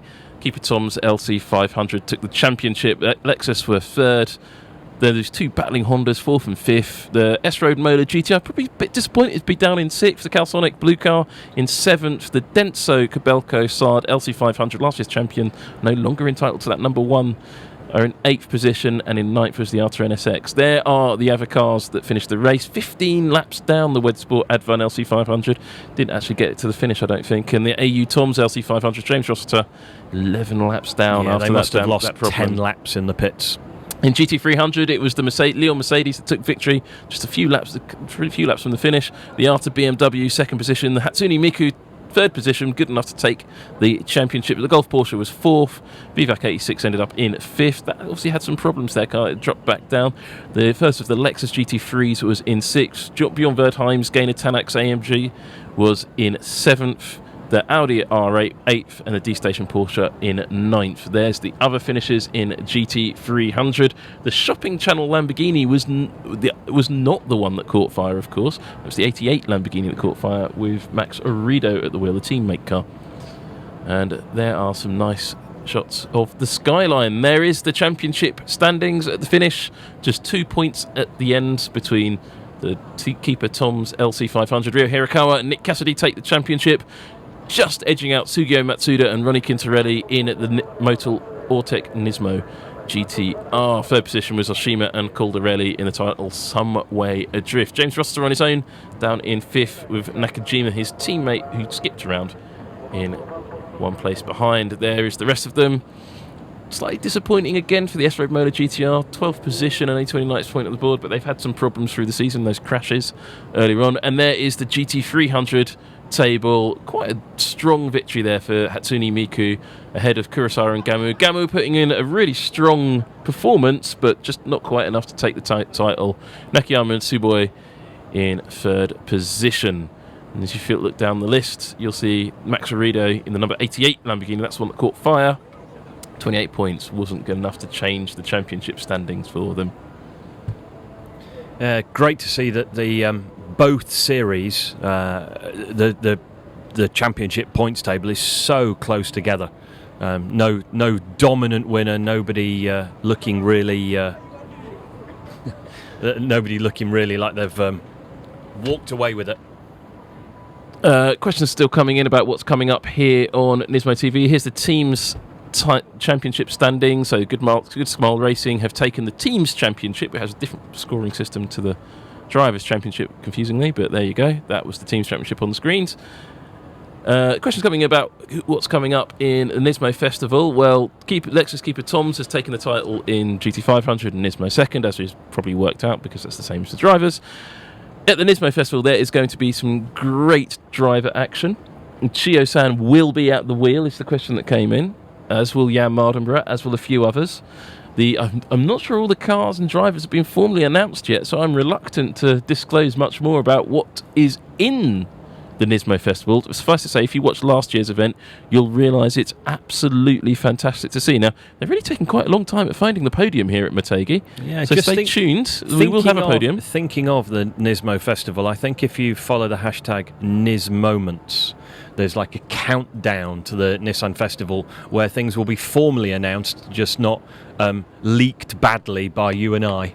Exactly. Well, we know Jan Mardenborough's going to be doing it, and no Chio's going to be doing it. Well, we do now, because you've just said that. Well, they're also GT500 drivers, and in the Nismo Grand Prix, all the GT500 cars take part. So we know that all the GT500 drivers will be driving in the Nismo Grand Prix. Are we allowed to say that the new GTR is going to be there or not? No, because we don't know whether it is or not. Oh, okay. I don't know the answer to that question. Okay, good. Okay.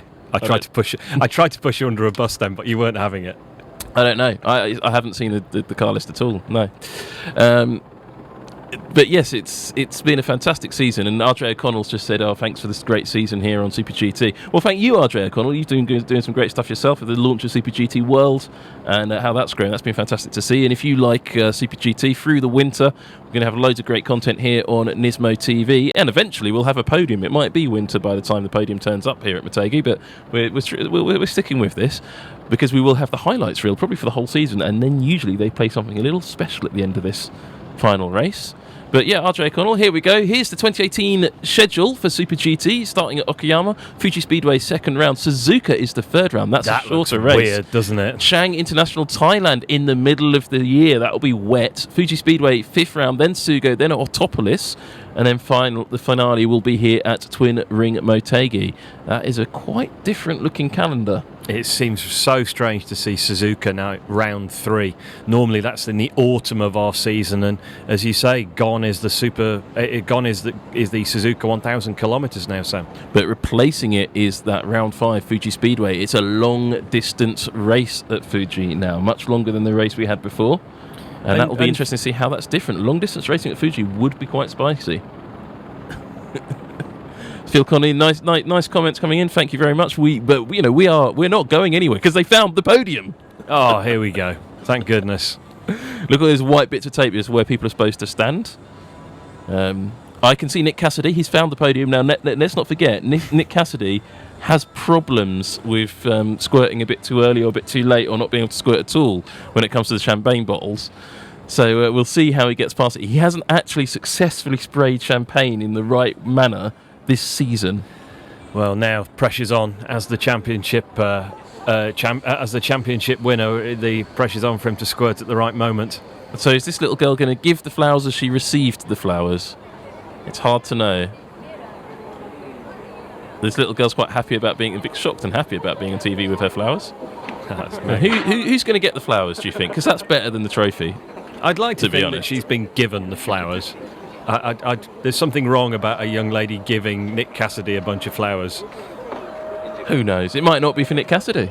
It might not be. She might be a Hirakawa fan, or nice precision standing from the gentleman. Exactly, that tape's working. Mr. Orange Jackets. Gentleman on the left, and a nice attention to detail to put the young ladies in height order. Oh yes, I think that's very well done, isn't it? Now, that is impressive detail. Now, Mr. Orange Jacket seems to have found some hair products because he's got a bit more colour in his hair than he had earlier on today. I couldn't possibly comment.